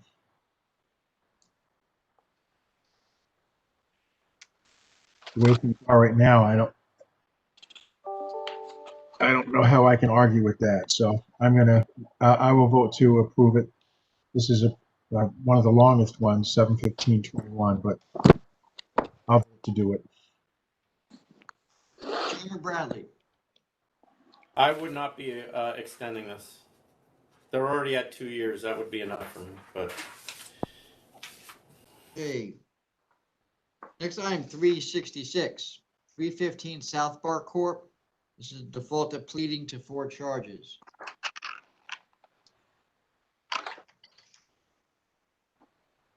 I'm at Commissioner- 1,500. 1,500. Commissioner Ford, 1,500. Chairman Bradley. these are all non-COVID though, right? I was gonna go 4,000. Oh. These are all pre-COVID, but whatever. No. Whatever you guys decide. Yeah, it's just been so long though. That's why I'm no business license, no public assembly, no food or drink. Which is, They were non bona fide. they were non-bona fide, yeah. Yeah, Chairman has a point. Perhaps 1,500 is too low. I would go to, what did you say, Chairman? 4,000? Yeah, but whatever you guys decide is. No, I'll go to 4,000. But Put there for 3 votes for 4,000. The next items, 367, 368, Dozer's Bar and Grill, Inc. It's a $3,000 conditional offer to 2 charges, 2 pleadings. I'll accept 3,000. Commissioner Ford, 3,000 accept. Chairman Bradley. accept. Next item, 369, JC Sport Bar and Lounge, Inc.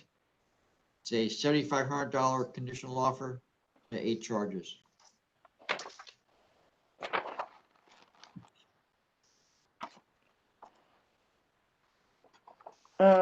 So I'm really not satisfied with the input from the licensee here.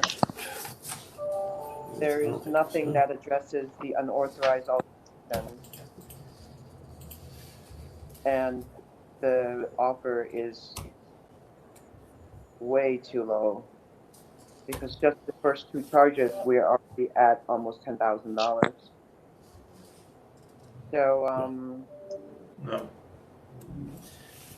I'm gonna counter at 15,000 and require that, we get of,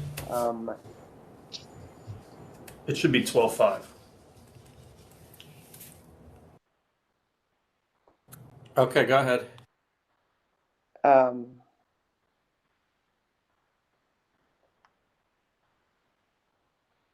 no, just want to require them to show us that they have, they actually undid the alteration. Adam, is there anything before you that shows that they made a file, a class change application? Not a class change, an alteration application? Have they taken that Take a quick step? look for you. Yeah, I was just going to say the alteration here that they were caught with was an expansion to the next door, which we would for the numbers that we would use for these if they were non-calendar items, for example. We do give credit for we don't treat 2 simultaneous sales to minors as 2 separate events that would have 2 doublings, so that the first 2 charges, I think, would be, if it was just the sale to minor to the 18-year-old, it would be 6,500, and we'd add something for the second one, maybe to 7,000 or 8,000 would be what we routinely do. Then you have the executive order violations, which are probably, if standing alone, a couple thousand. There's dancing, for failure to conform to the application, another 2,000, and then the expansion, which is, I think, another 2,000 in our non-calendar. So it all totals, the general would total somewhere around 12,500, or you could go higher because It wouldn't be 2,000 for the alteration because there's prior violations, so none of these would have been Oh, that- non-calendar items. right. I'm just saying that for ballpark, the board also, when they have all these violations together, can decide to consider that as well. Commissioner Ford, to answer your question, no, we did not receive any alteration applications to extend the premises. Okay, What we would ordinarily require on a CNC like this is that they agree that they will not be using the expanded space, and that if they want to, they will wait until they have an alteration approved. okay. We don't have that here. So Commissioner Fan, you said 15,000. I had in my notes here 10,000 or higher. So I would split that with you. Let's say 12.5, which I think is probably right on the mark.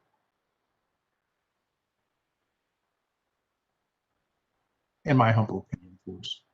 You can do whatever you want, of course. But just for Commissioner Fan, you wanted something from them representing they weren't, they were not going to use the other area. Yes. All right. And that. Okay. Chairman Bradley? Did they agree to the 12.5 together? No, Not- you're the decision maker in this case. Oh, great. I'll go to 15. And the Approved, the yes. represent- all right. All right, then the next item, 370.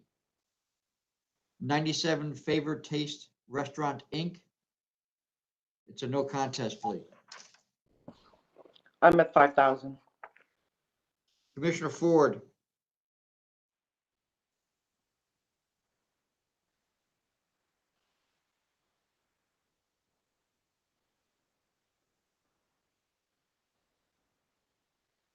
Uh, we're in orange zone. Kitchen staff not wearing face masks by patrons dining table.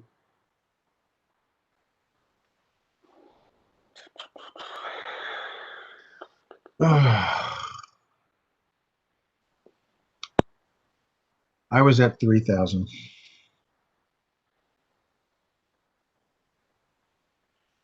Chairman Bradley, 3,000. Mitigation was pretty good. all right, the next item, 371 El Conquistador Restaurant, Inc. It's a no contest plea. I went letter of warning. Commissioner Ford, I'll go with letter of warning too. I had absolutely minimal here. Chairman Bradley. Letter warning. Next item, 372, Timothy A. Sweezy, $1,500 conditional offer. I'll take 1,500. Commissioner Ford, 15 accept. Chairman Bradley. Accept. 373, Irish Coffee Club, Inc. It's a $1,500 conditional offer. I will go to 750. Commissioner Ford, I'll do 750 as well. Since 1983, no history. Yes. Chairman Bradley. 750 because of their long good history.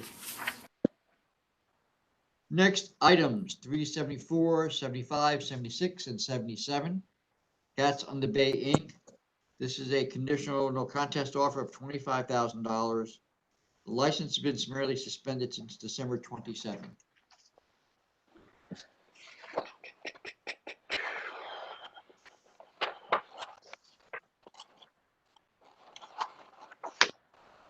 Really would have wanted to see something from the licensee instead of a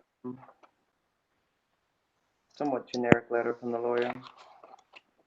But I'll accept 25,000. Commissioner Ford, I accept 25,000 as well. Chairman Bradley. I'll accept 25,000, although this is 5 dates of COVID violations, so let's hope they don't get another one. Next item is 378, Alex Quick Mart, Inc. This is an offer of $15,000. So then enlighten me why we're allowed to take 15,000 on this charge. Open up. We're not. It's because of This is all this. This is like what, the 5th time? No, I mean they would have to affirmatively agree to go over the 10,000. So I don't know whether we have a letter that says that. Well, they're offering the 15,000. Yeah, they're offering the 15. They're offering We it, so can't go technically, over it.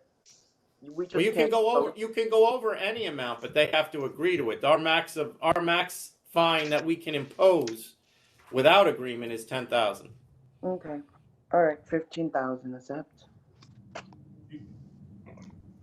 you also have the option of canceling a license on the 4th sale to minor. Certainly for liquor stores, you've done that. This is a grocery store where you've been left, where it's discretionary, is my understanding, as to how we've handled these in the past.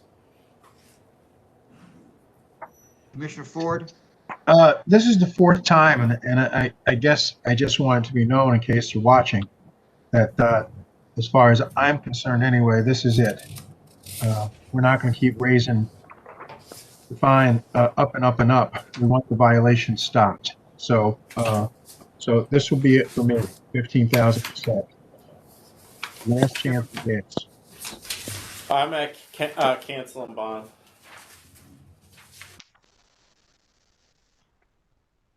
all right, the next item is 379. Not that I don't disagree with you, Chairman. Go ahead. 379, Namadi, Inc. It's a $1,500 conditional offer.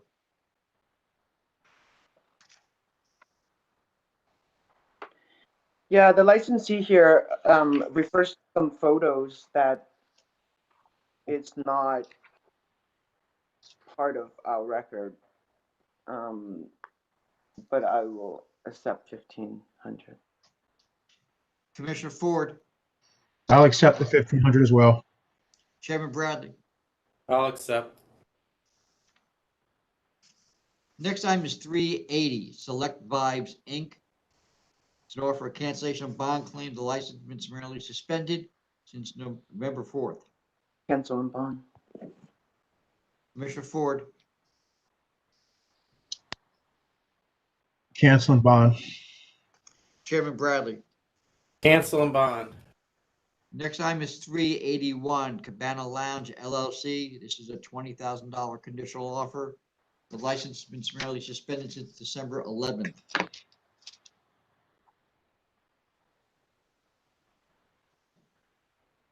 Commissioner Fan, The fact Pradden presented here was actually a little concerning that the licensee had a camera on the street and monitoring what's happening outside from the inside.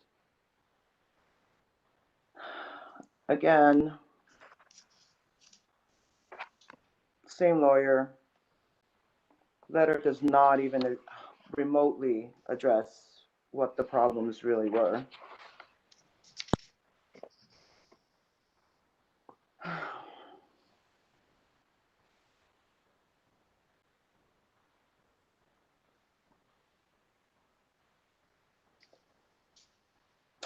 I'm gonna counter at 2,500. This was an extreme fire trap. Many 311 calls. I mean, 25,000. Yes, sir. 25,000, right? Okay. City Council. Commissioner Ford, This place, not only their illegal wooden structure obstructing the sidewalk, the wooden door to the place was secured by multiple deadbolt bolts, no visible doors, smoking hookah inside, emergency light defective, candle with no flame permit, hookah prep room, all sorts of fire and safety violations. I just think this place has total disregard for the safety of people that are in it. And I think they're all pretty egregious. And I'm at cancel and bond. Chairman Bradley. I agree with Commissioner Ford. This place was doing absolutely everything to hide what they were doing from us, and in the process was putting its employees as well as its customers in harm's way. They locked the door with a deadbolt. They had surveillance cameras watching the outside to see when the SLA or the police were coming. They had hookah with nicotine, which they didn't have a permit for. There was no social distancing. They were open past 10.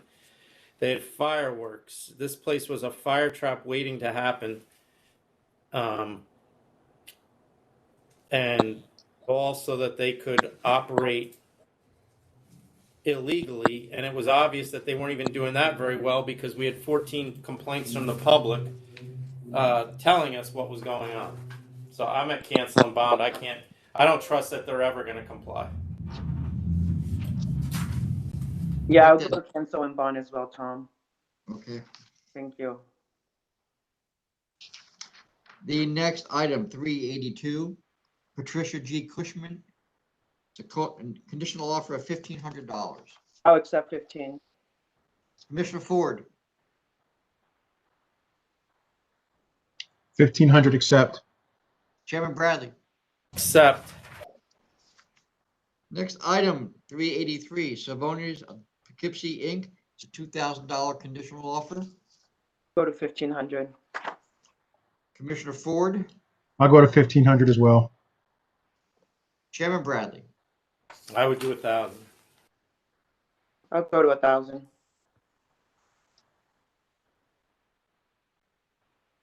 Might as well make you unanimous. I'll do 1,000 too then. All right then. Next item is 384, J Street Pub, Inc. Conditional contest plea of $1,500. 1,500 accept. Commissioner Ford,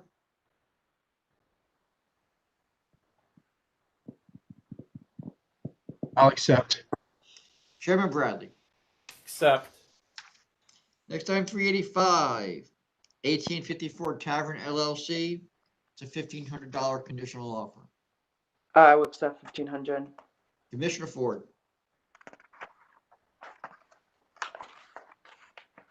I'll accept. Chairman Bradley. Accept. 386 Mitchell Restaurant Deli Inc. It's a $1,500 conditional offer. Can I just go back to item 385? The licensee actually wrote a letter saying that they want a payment plan or something to pay this fine. I just want to let them know, and they should know that all of these penalties, unless your summary suspension, have been deferred. So you're not actually paying this anytime soon. All right, then, back to 386. I'll accept 1,500. Commissioner Ford,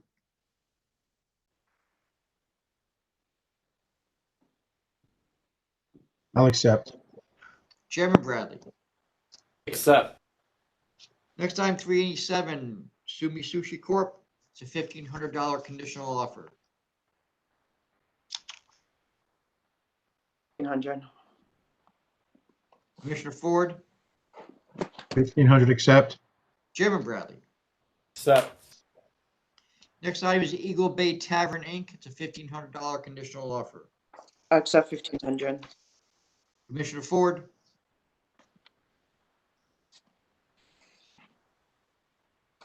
1,500 accept.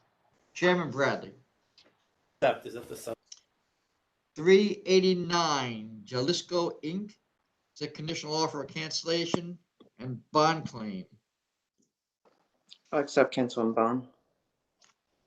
Commissioner Ford, Cancel and bond accept. Chairman Bradley. Accept. 390 La Katrina Restaurant Inc. It's a $1,500 conditional offer. 1,500 accept. Commissioner Ford, 1,500 accept. Chairman Bradley. Accept. And can we take 2 minutes? Sure. Yes, we can. Let's, how about, it's 12:53 now. Let's plan on 1 o'clock, okay? Just be sure everybody has enough time then.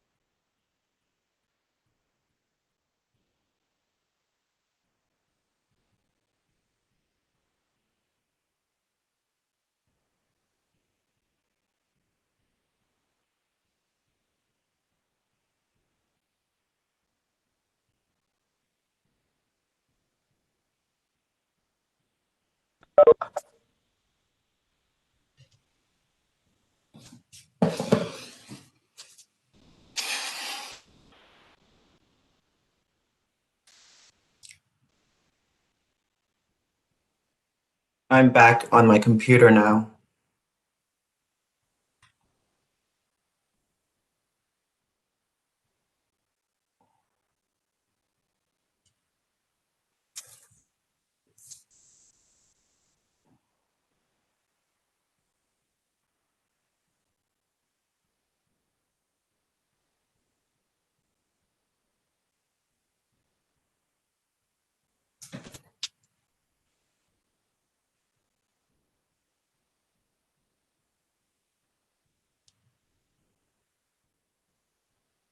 Hey, Greeley, can you hear me? Commissioner Ford, can you hear me? Yes, I think we're being, Okay, great. I think we're still live too, by the way. Okay, great.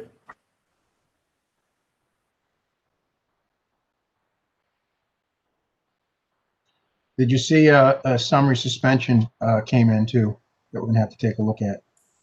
Okay.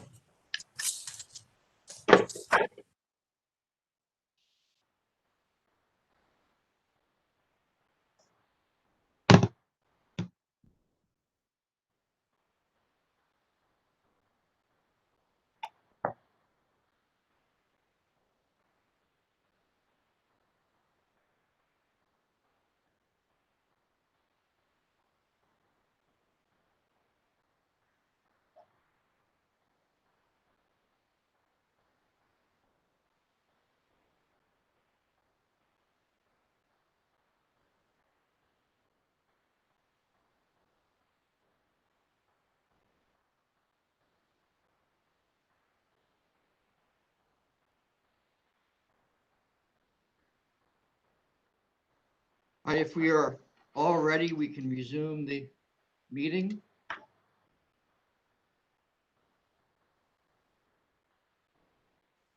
Are you good to go, Commissioner Fan? Yes. All right. Oh, just give me here one.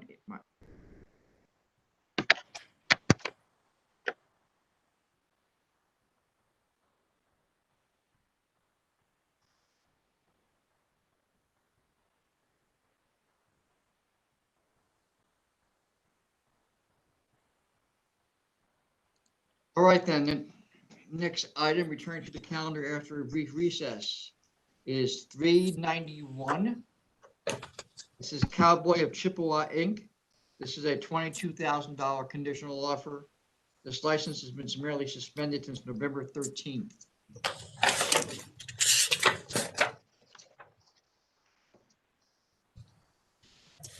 This licensee submitted a pretty thorough letter as to, and submitted also pictures as to how he will change his operation from here onwards, and he's been suspended since November. So I will be willing to lower this to 15,000. Commissioner Ford, That is precisely what I had written down as well, 15,000. Chairman Bradley, I agree with Commissioner Fan. The letter of mitigation was very persuasive, and I'll agree to lower it as well to 15. right there, the next item is 392, Rocky's Tavern of Gloversville, Inc. This is a $2,000 conditional offer. Given the long history, I will go down to 1,500. Commissioner Ford, 1,500. Chairman Bradley. 1,500. Next item is 392A, El Palo Restaurant NY Corp. This is no contest plea. The license was summarily suspended on January 6th.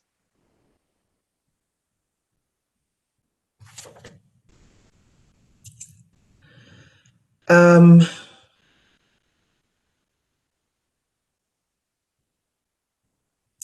I'm at 5,000. Commissioner Ford,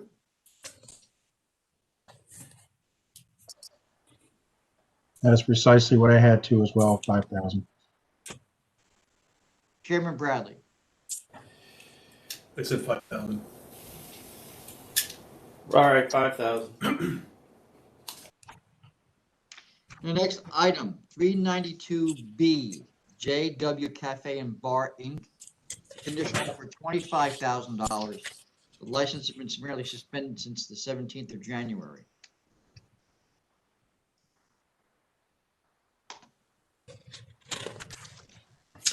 Adam, have you seen the alteration application? I haven't, but I can look for it right now. Because the representative claims that he will file the application by the beginning of February. And he attaches it here. We don't have anything filed yet. Okay. All right. Again, would have liked to see something from the licensee themselves, but I will accept 25,000. Commissioner Ford.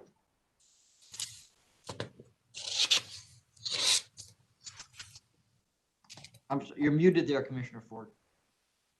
Just cut on to that. I'll accept 25,000 as well. Chairman Bradley. So this place is open just over a year. They had locked, once again, a locked door with people inside. They were found with ketamine, no books and records, a karaoke room that was illegal because it wasn't licensed by us. No manager, owner, or anyone was responsible on the scene during the inspection. Or at least no one that would admit to being responsible. Generally, I would be asking for cancellation, but I'll agree with the 25,000. Next item, 392C, CN Chain Inc. This is offered $20,000. The license was summarily suspended on the 2nd of January.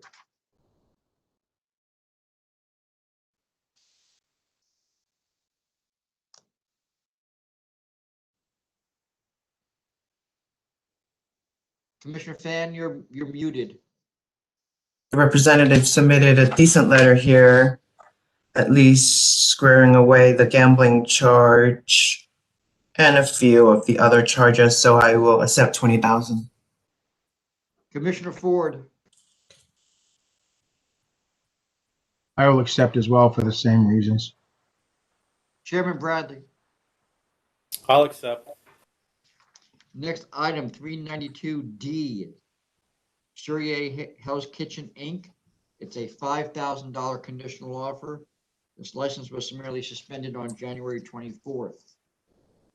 I will accept 5,000. Commissioner Ford. 5,000 accepted. Chairman Bradley. I'll accept.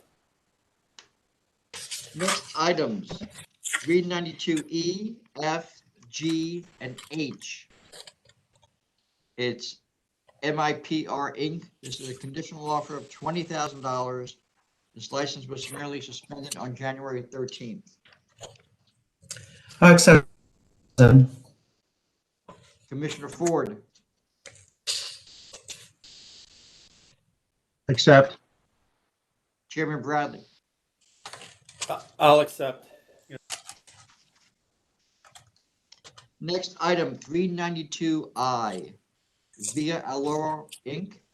This is a $20,000 conditional offer. This license has also been summarily suspended since January 13th. I will accept 20,000. Commissioner Ford. 20,000 accept. Chairman Bradley. Accept. Next item, 392J, Cowboy Sports Bar and Mexican Grill, Inc. This is a $25,000 conditional offer. This license was summarily suspended on November 20th.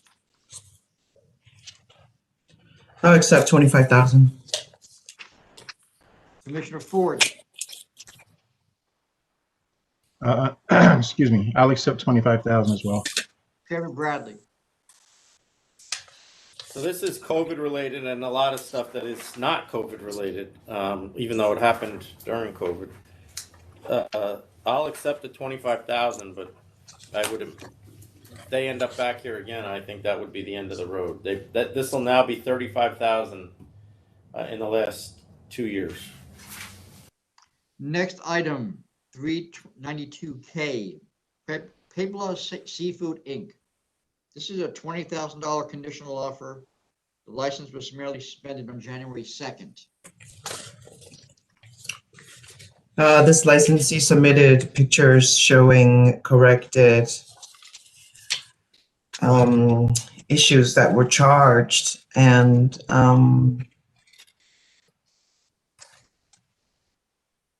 interestingly, the lawyer have now determined what several factors we use to decide after a summary suspension. Never seen that in writing before.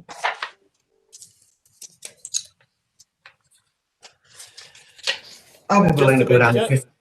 Just to be clear, he also submitted pictures to our investigator of how the permanent structure was fixed. And then our investigator went back 2 weeks later and found out that the pictures, everything that he said he had done was completely undone.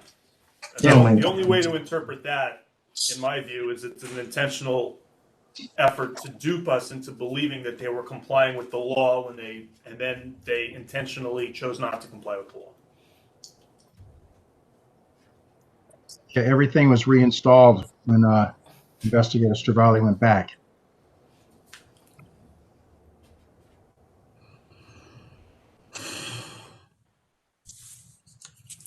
All right, well then I will accept the 20,000 and Stravali should go back again. Commissioner Ford. Excuse me. Because of that intent to deceive before, I'm at counter at 25,000. Chairman Bradley. I was at 30 for the same reason. I'll go to 25. Okay, the next item, 392L, Two Bikes LLC. This is a $7,500 conditional offer. The license was summarily suspended back on January 17th. So Gary, why is there a pending case here for this licensee?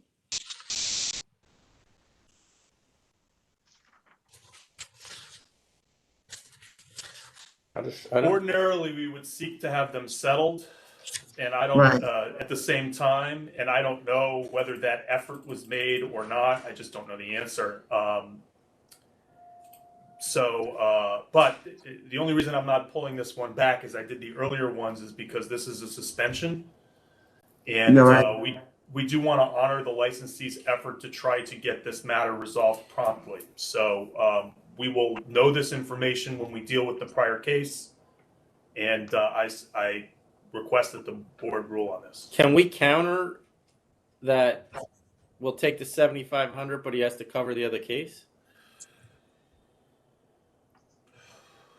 Or would you Yes, rather that's us not do No, that? because well, it would become a little confusing. I think the board can figure out what the appropriate discipline should be for the earlier case if they think this is appropriate for this case. Mhm. All right, well, I'm with the chairman, so I'm gonna lower this to 6,000 and then plan to take 1,500 on the next one. And I will remember. So I'm gonna go to 6,000. We don't know whether that's fine, Commissioner Fan, for this one, but we don't know whether the licensee on the other one is going to dispute the charges or offer to settle them. So Okay, we'll just bet on that. So I'm gonna go to 6,000. Commissioner Ford. I was actually inclined to go the other direction. Really? Yeah, it was 45 people inside, so But But they're not. I mean, there's inside, and then there's inside the outdoor space, which is also inside. But in my mind, slightly different, but I understand what you're saying. I'll go your direction, 6,000. Chairman Bradley, 6,000. Stick at 7,500.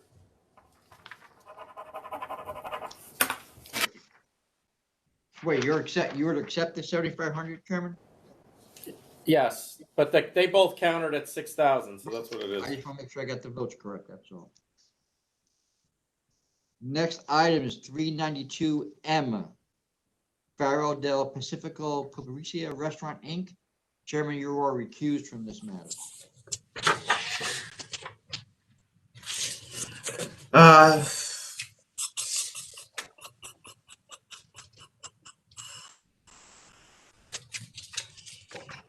Due to the availing, I'm at canceling this up. bond.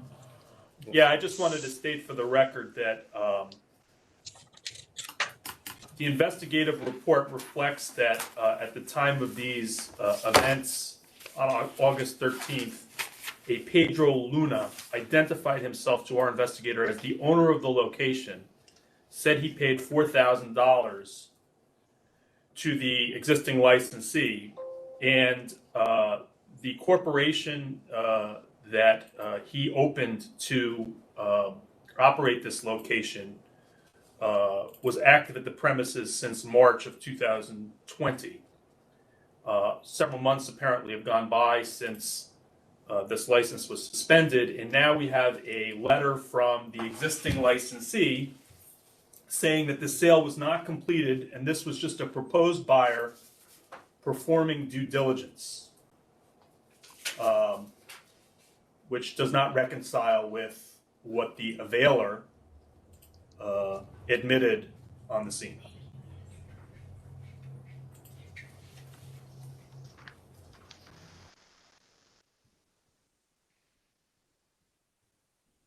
And I did not note that this is a conditional offer of $10,000 and the license has been summarily suspended since August 14th.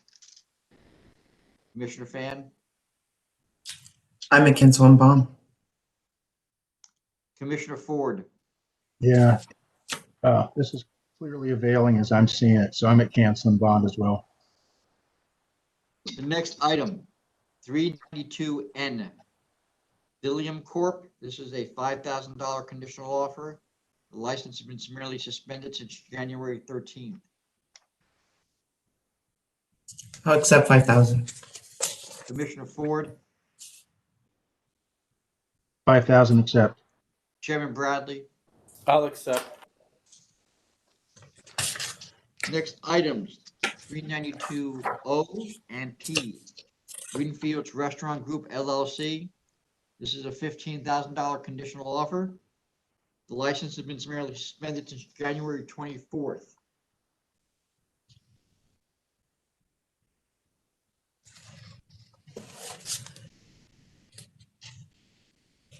I'm going to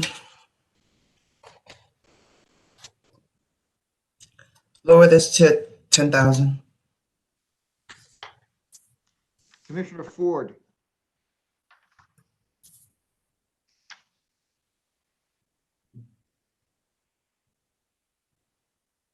I'll go down to 10,000 as well. Chairman Bradley. I'm gonna stick at the 15,000. It's their third date of COVID violations, and they literally, for once, like the Department of Buildings was actually active for our licensees, and they actually got a cease and desist from the Department of Buildings, and they failed to cease or desist until we found them. Actually, it was a summons. A summons. Not even it was a charge. Okay. All right, then, the next items, 392Q, R, and S. Billiard Balls Management LLC. This is a $75,000 conditional offer. The license has been summarily suspended with respect to one of these matters since November 22nd. Did you say 35 or 55? They're at 35. 35.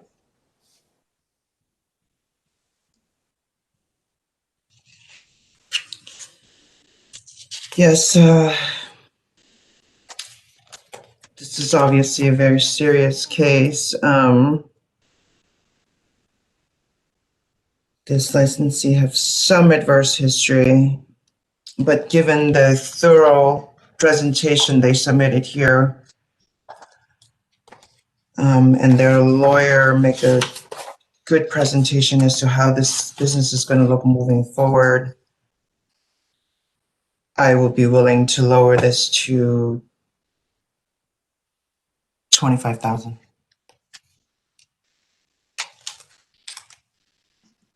Commissioner Ford,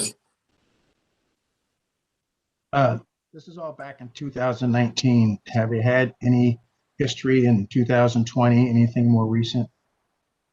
Or have they been running okay Yeah, since? well, we have Well, they got COVID this. Okay, we have COVID- besides we have- suspension, yes. we have COVID violations in November, and we had a significant consistent pattern of trouble from this location going back. And my guess is that this is a case that might have gone to hearing or been resolved earlier this year had we not been interrupted by the pandemic. But having said that, there is a strong letter of how they've reorganized to try to manage the issues they've had going forward. And they've offered 35,000, which is a significant amount of money to stand behind their efforts to change. So, All right. I'm going to accept the 35,000. Chairman Bradley, I'm going to accept the 35 as well. This isn't all COVID. A lot of this happened before COVID, plus they have a significant adverse history. The one thing going in their favor is the community board has indicated they have not had a complaint about this place in quite some time. And prior to that, they had 124 calls in 24 months, which is a lot of complaints. So it looks like at least they have fixed the supervision issue. Hopefully that's not just because we're in a pandemic. all right, the next item, 392T, Hip at Murray Street LLC. It's a $10,000 conditional offer. The license has been summarily suspended since January 20th. I'm going to accept 10,000. Commissioner Ford,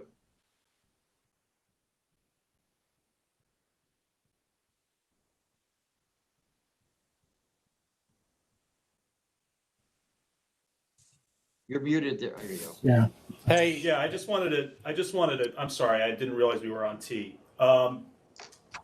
This location was suspended for inside service, and at the time of the suspension, the investigator asked for whoever was responsible for the location, and none of the employees could identify a manager or other person who was responsible while there. So now they're asking for their license back, and in support of that, no one identifies themselves as being the manager of this location. And the letter that was supplied by this law firm doesn't even address inside service, and in fact appears to be a form letter about gathering on sidewalks and other conduct, perhaps from over the summer. It is not hand signed, it is type signed by, I guess, one of the named partners of that firm. And we have letters from this law firm in this same package of cases where the letter actually does address the conduct that was charged here. So as far as I can tell, from the date of that investigation until today, the board still doesn't know who is operating or managing this location, and yet they're asking for their license back. I feel like I have a different understanding of what happened, because they said that in the investigative report, they said that the manager had left. In this letter, they said that the manager has been terminated. So I also know this place is just a restaurant. I mean, this is like a, mom with strollers kind of hang place. So Well, I think, I read it what differently. I think what he's questioning, and I'm kind of questioning it as well, is not that there's partying going on or anything, but there could be an availing happening and we're not aware of it. And and based on what was submitted, there's nothing signed by the owner or anyone in charge of the place. It's all dealt with by an attorney who didn't even sign it, which is kind of odd since we usually do get something from a licensee with their signature. I was just pointing out to the board that it seems odd to me that no one has come forward to identify themselves as the responsible party for making sure that this license, which we suspended, that this premises is now under strict supervision. I'd be willing to take the 10. I just want somebody to Yeah. go talk to the owner. Yeah, I don't think the offer is wrong. I'm concerned about it seems like there are two ships passing in the night here. Adam, does this licensee have other licenses? Let me take a look for you.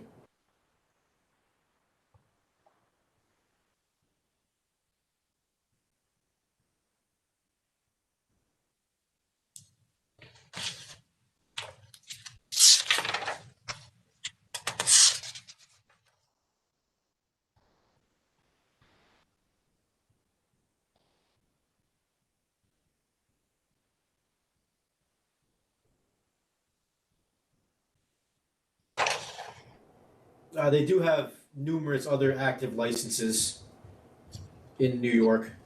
Right. That's what I thought. Okay. All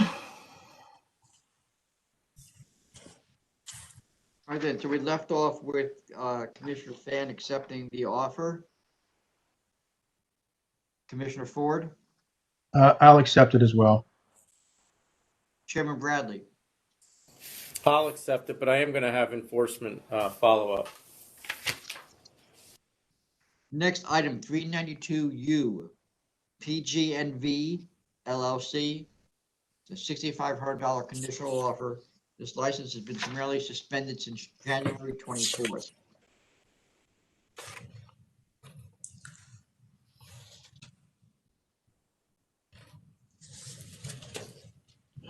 I'm gonna accept 6,500. Commissioner Ford, I'll accept. Chairman Bradley. I'll accept. Next item is 392V. It's Penthouse 2019 Inc. This is a report of litigation from counsel's office. Yes, this is a licensing matter where the trial judge entered an order we disagree with, and we are asking the board to authorize us to appeal the decision to the first department. I will vote to support counsel's office decision to appeal. Commissioner Ford, Same here.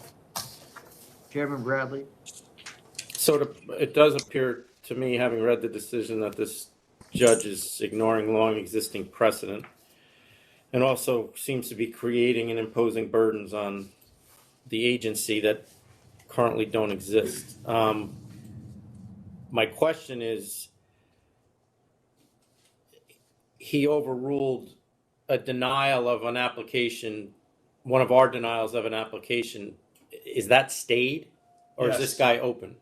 No, well, first of all, the decision did not order us to give him a license. It ordered us to reconsider his application. So he has not, so that would, in theory, be a requirement if the order is not stayed. But because we are a state agency, we take the position in these cases that the act of filing the appeal stays the order. Okay. All right. We do not have to act on this. I'll also vote to appeal. All right, then the next item, 392W, CJO Enterprises LLC. This is an application for a new on-premises liquor license. So it's a restaurant with 20 employees, no security, and a manager to be hired. They want recorded live music, no dancing, no private events, and no promoters. They also have a seasonal outdoor patio that they're applying for a seasonal bar. There is no protest. It's not a 500-foot case. There is questions regarding the involvement of the applicant as well as the applicant's husband and son at two other licensed premises, both of which were canceled. When I say questions, there was questions of whether there was a veiling going on by, in one instance, the son, in another instance, the mother and the son. Correct. We have reports in both locations that the son has a felony conviction and is the true operator of these two prior locations. And now the mother is applying for this license with that history in place. Do we have my computer died, that's why I'm asking this. Do we have a PQ from the son on this? Is he a hired manager or is he not even on the application? He's not listed as part of the application. Okay.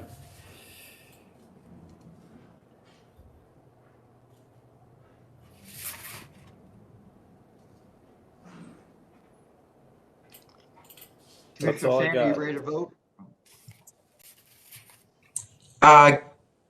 I'm going to vote to deny. Commissioner Ford, I'm voting to deny as well. Chairman Bradley, I would vote to approve since the son is not involved and the mother appears to be the only part of the business. The application is denied. all right, the next items, 392X and 392Y, PL Lounge Restaurant, Inc. This is a $7,500 conditional offer. The license has been summarily suspended since January 13th. I'm going to accept 7,500. Commissioner Ford, 7,500 accept. Chairman Bradley. Except. Next item, 392Z, Ricardo LLC. This is a $15,000 conditional offer. The license was summarily suspended back on January 8th.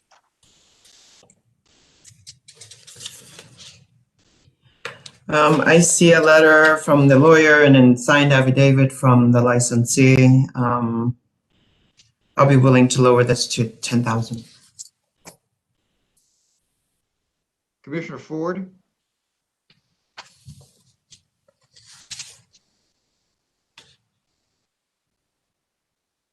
With no adverse history, I'd be willing to go to 10,000 as well. Chairman Bradley. All right, I'll go to 10.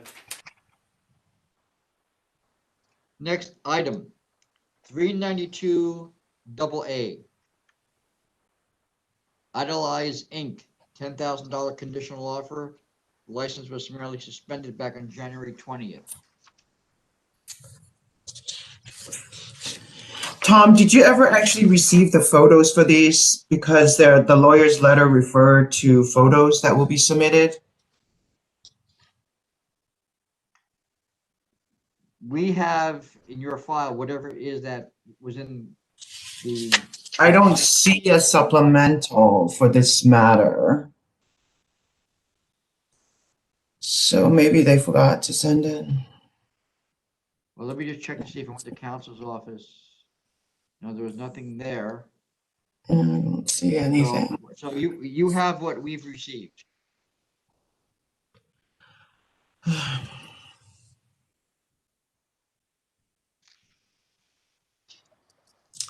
I'm going to lower this to 5,000, but make it a condition that they submit the photos.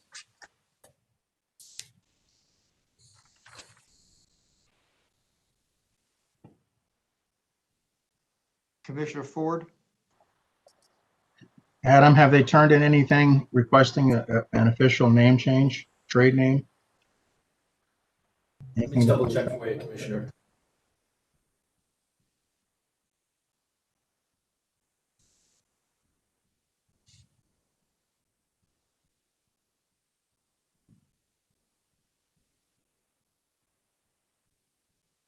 That's We don't have anything filed, Commissioner Ford.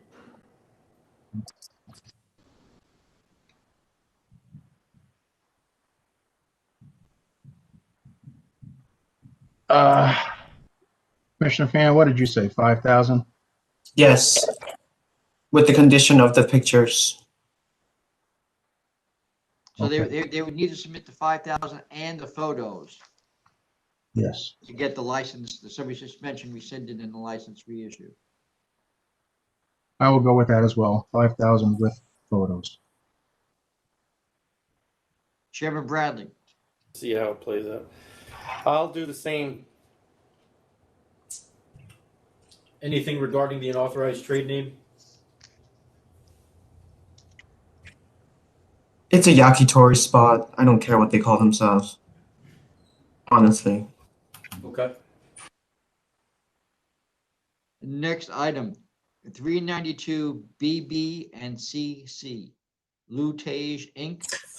This is a $20,000 conditional offer. License was summarily suspended back on January 24th.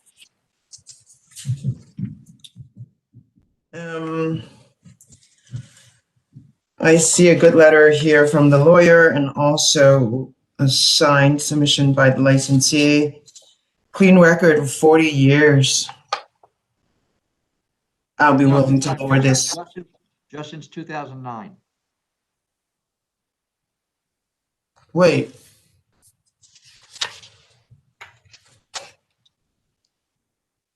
What do you mean? Their clean record goes back to 2009. Oh, I see. Sorry. I thought you meant the license was issued in 2009. I mean, it was. I understand what you're saying. No, I understand what you're saying, Tom. There was only a renewal violation, and there was nothing before that. All right. I'm still gonna go with lowering it to 15,000. Commissioner Ford, 15,000 is exactly what I had. Chairman Bradley, I'm gonna stick with the 20.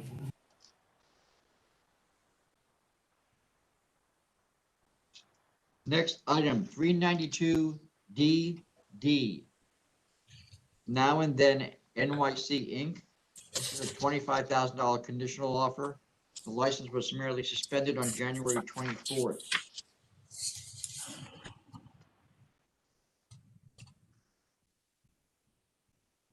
Commissioner Fan, This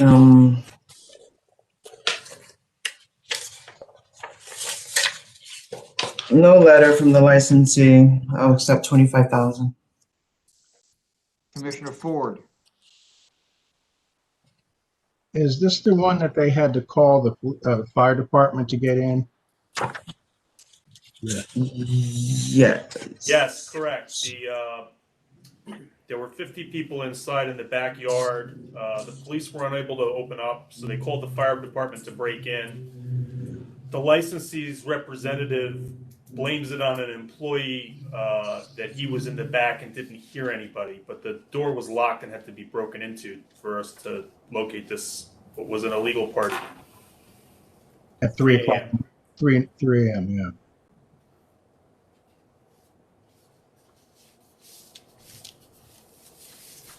And they've only been open since not even a year yet.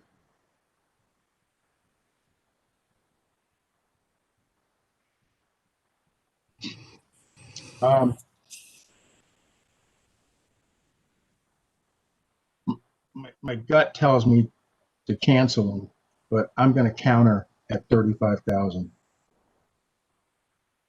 35. Chairman Bradley, I'll go to 35 as well for the same reasons. It's a relatively new place, and when you lock the doors, you're setting everybody up for tragedy. right then the next items, 392 double E and double F, Mezzanotte Staten Island Inc. This is a $10,000 conditional offer. Licensee was summarily suspended on January 22nd.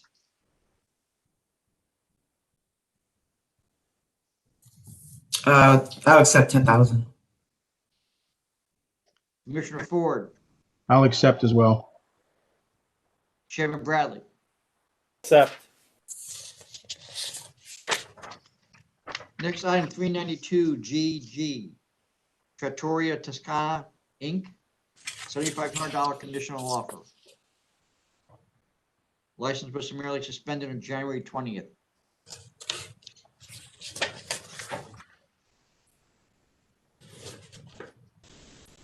I'm gonna go to 5,000.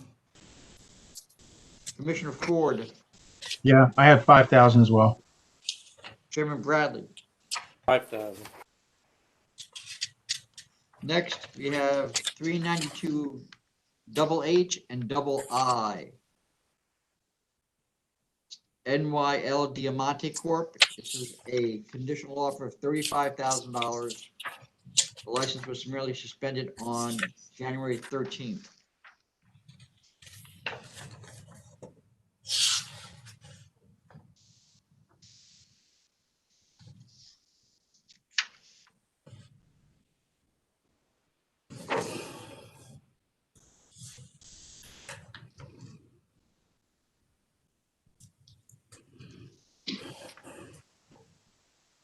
I almost feel like they're going to waste this 35,000. There's nothing in here that makes me think that they will actually comply from here onwards.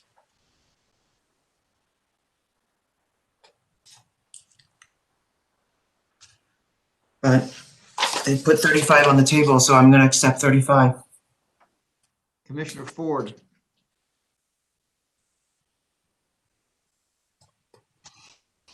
I think their letter that they submitted was to say it was lacking is an understatement. But I agree with you. I'll accept the 35,000 as well. Chairman Bradley. So the first 21 charges on September and then November are pre-COVID and have nothing to do with EO violations, and I might have canceled them on that given their previous history. But the next 16 charges, all of which happened between July of last year and January of this year, really just would confirm that I'm canceling them. They actually were asked or told not to use the structure that they were caught using. And even after they were told that, they continued using it. I have no faith that this place either has the ability or the intention to follow not just the executive orders, but our ABC law as well. So I'm voting to cancel and bond.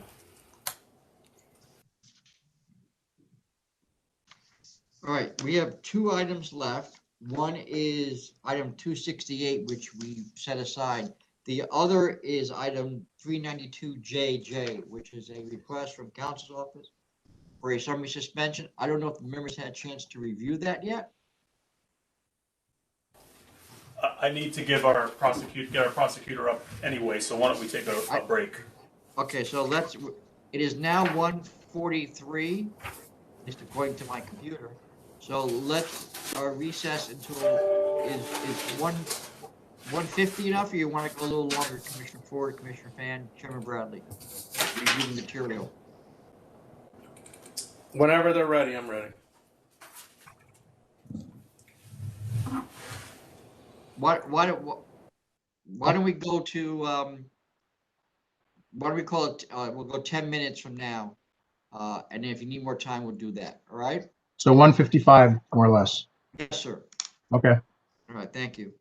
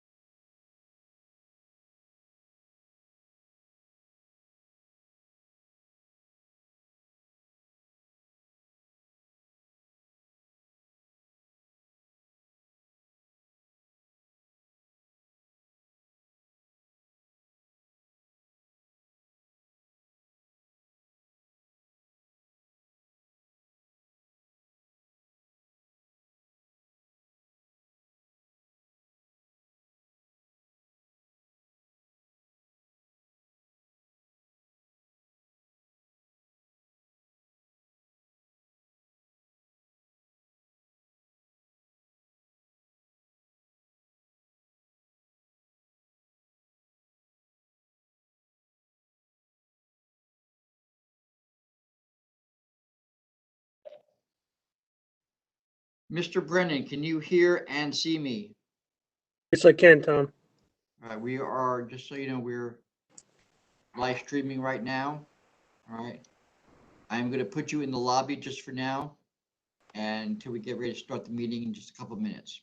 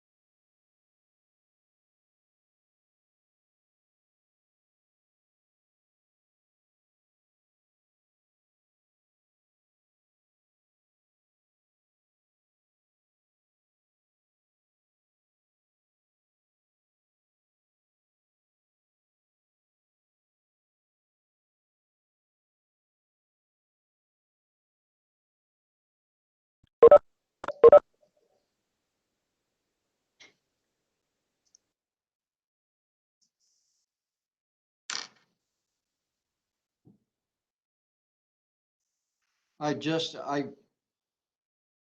right, we've got everybody back. Do you want to proceed with the summary suspension matter first? I have Mr. Brennan ready to go. Tom, I need 2 more minutes. Yeah, that's fine. Tom, I'm sorry, I need 2 more minutes. Okay, no problem.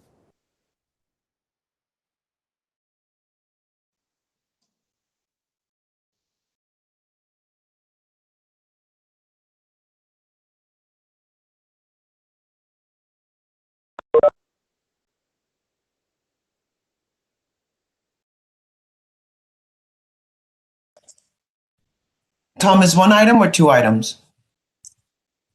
We have the summary suspension item that Mr. Brennan is here for, and we have item 268, which we Oh, held got it. over from earlier in the meeting. Okay, I'm ready to go now. Thank you. All right, so we will move forward then with the with Mr. Brennan's matter. That is item 392JJ.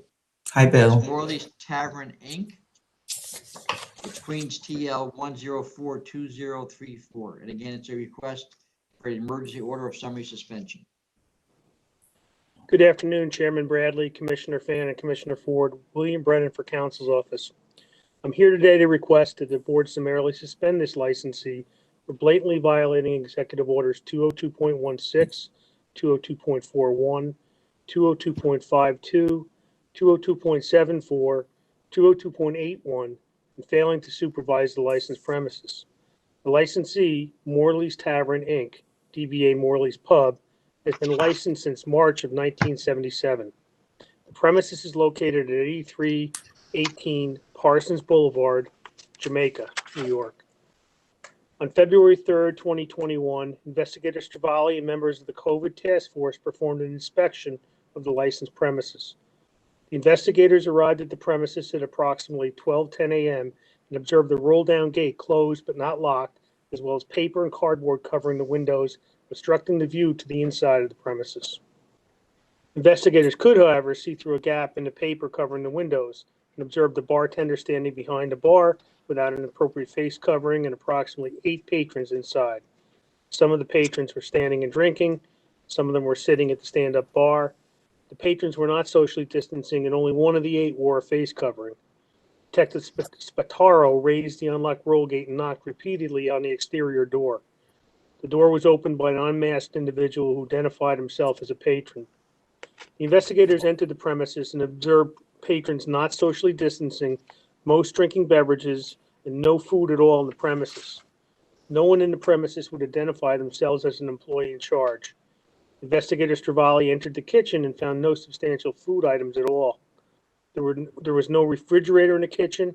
Investigator Stravali spoke with Stephen Ferdinand, who self-identified as an employee and was sleeping in the basement when the investigators arrived. Ferdinand advised the investigators that no food is sold in the premises, and there was no food in the premises other than chips, peanuts, popcorn, and Slim Jims, which he said were just given away. Stravali observed an operational gambling device and several football pools hanging behind the bar with red plastic cups containing money in them representing funds for potential winnings. There were a number of fire and safety violations observed, including locked exits, uninspected fire extinguishers, defective exit lights, extension cords being used as permanent wiring, and several other violations. James Miller, the owner of the premises, arrived at 12:45 a.m. and spoke with Stravali. Miller was unable to produce any books and records concerning the business being conducted at the tavern. Investigator Stravali's report and the pictures he provided clearly show that this licensee has little regard for the executive orders currently in place to help curb the pandemic. The manner in which this licensee is conducting business poses an immediate threat to the health and safety of the licensee's patrons and the community in which he is operating. Counsel's office respectfully requests that the board issue an emergency order suspending the licensee in order to protect the health and safety of the public. All right, Commissioner Fan, do you have any questions?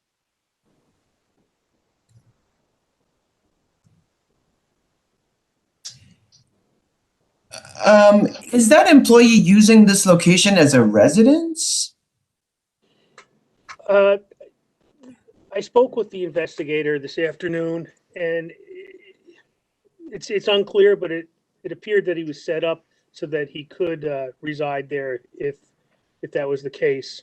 The investigator had his own opinion, but I don't think that that's germane at this point with this proceeding.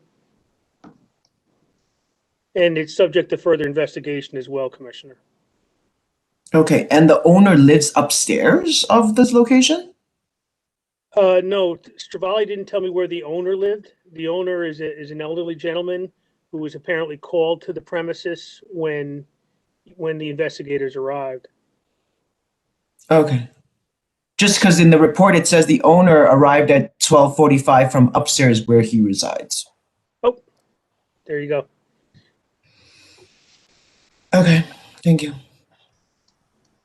Commissioner Ford, do you have any questions? Do they have any history, Counselor? They have no recent history, Commissioner. Thank you. No other questions.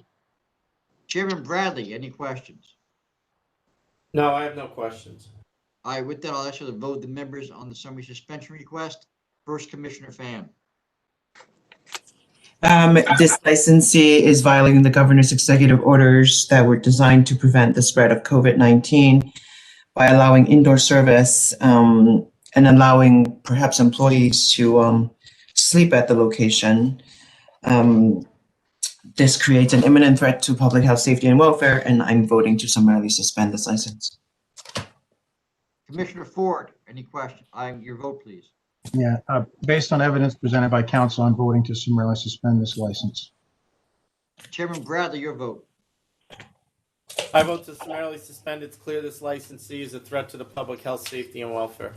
All right, then. We're going to return then to item 268, if everybody's ready. This is A1 Discount Wine and Liquor, Inc. This is a new package store license application. When we had left it off, Commissioner Fan had at least preliminary voted to approve the application. Then we got into some discussions. So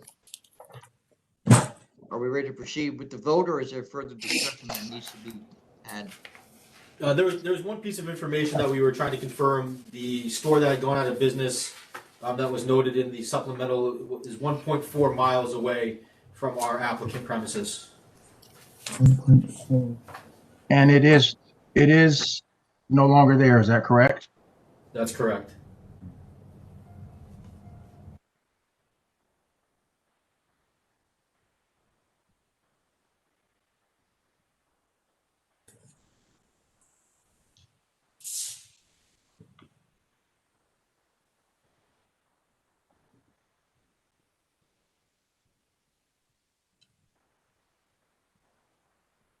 All right, Commissioner Fan, then, are you staying with your vote to approve? Yes. All right. Commissioner Ford?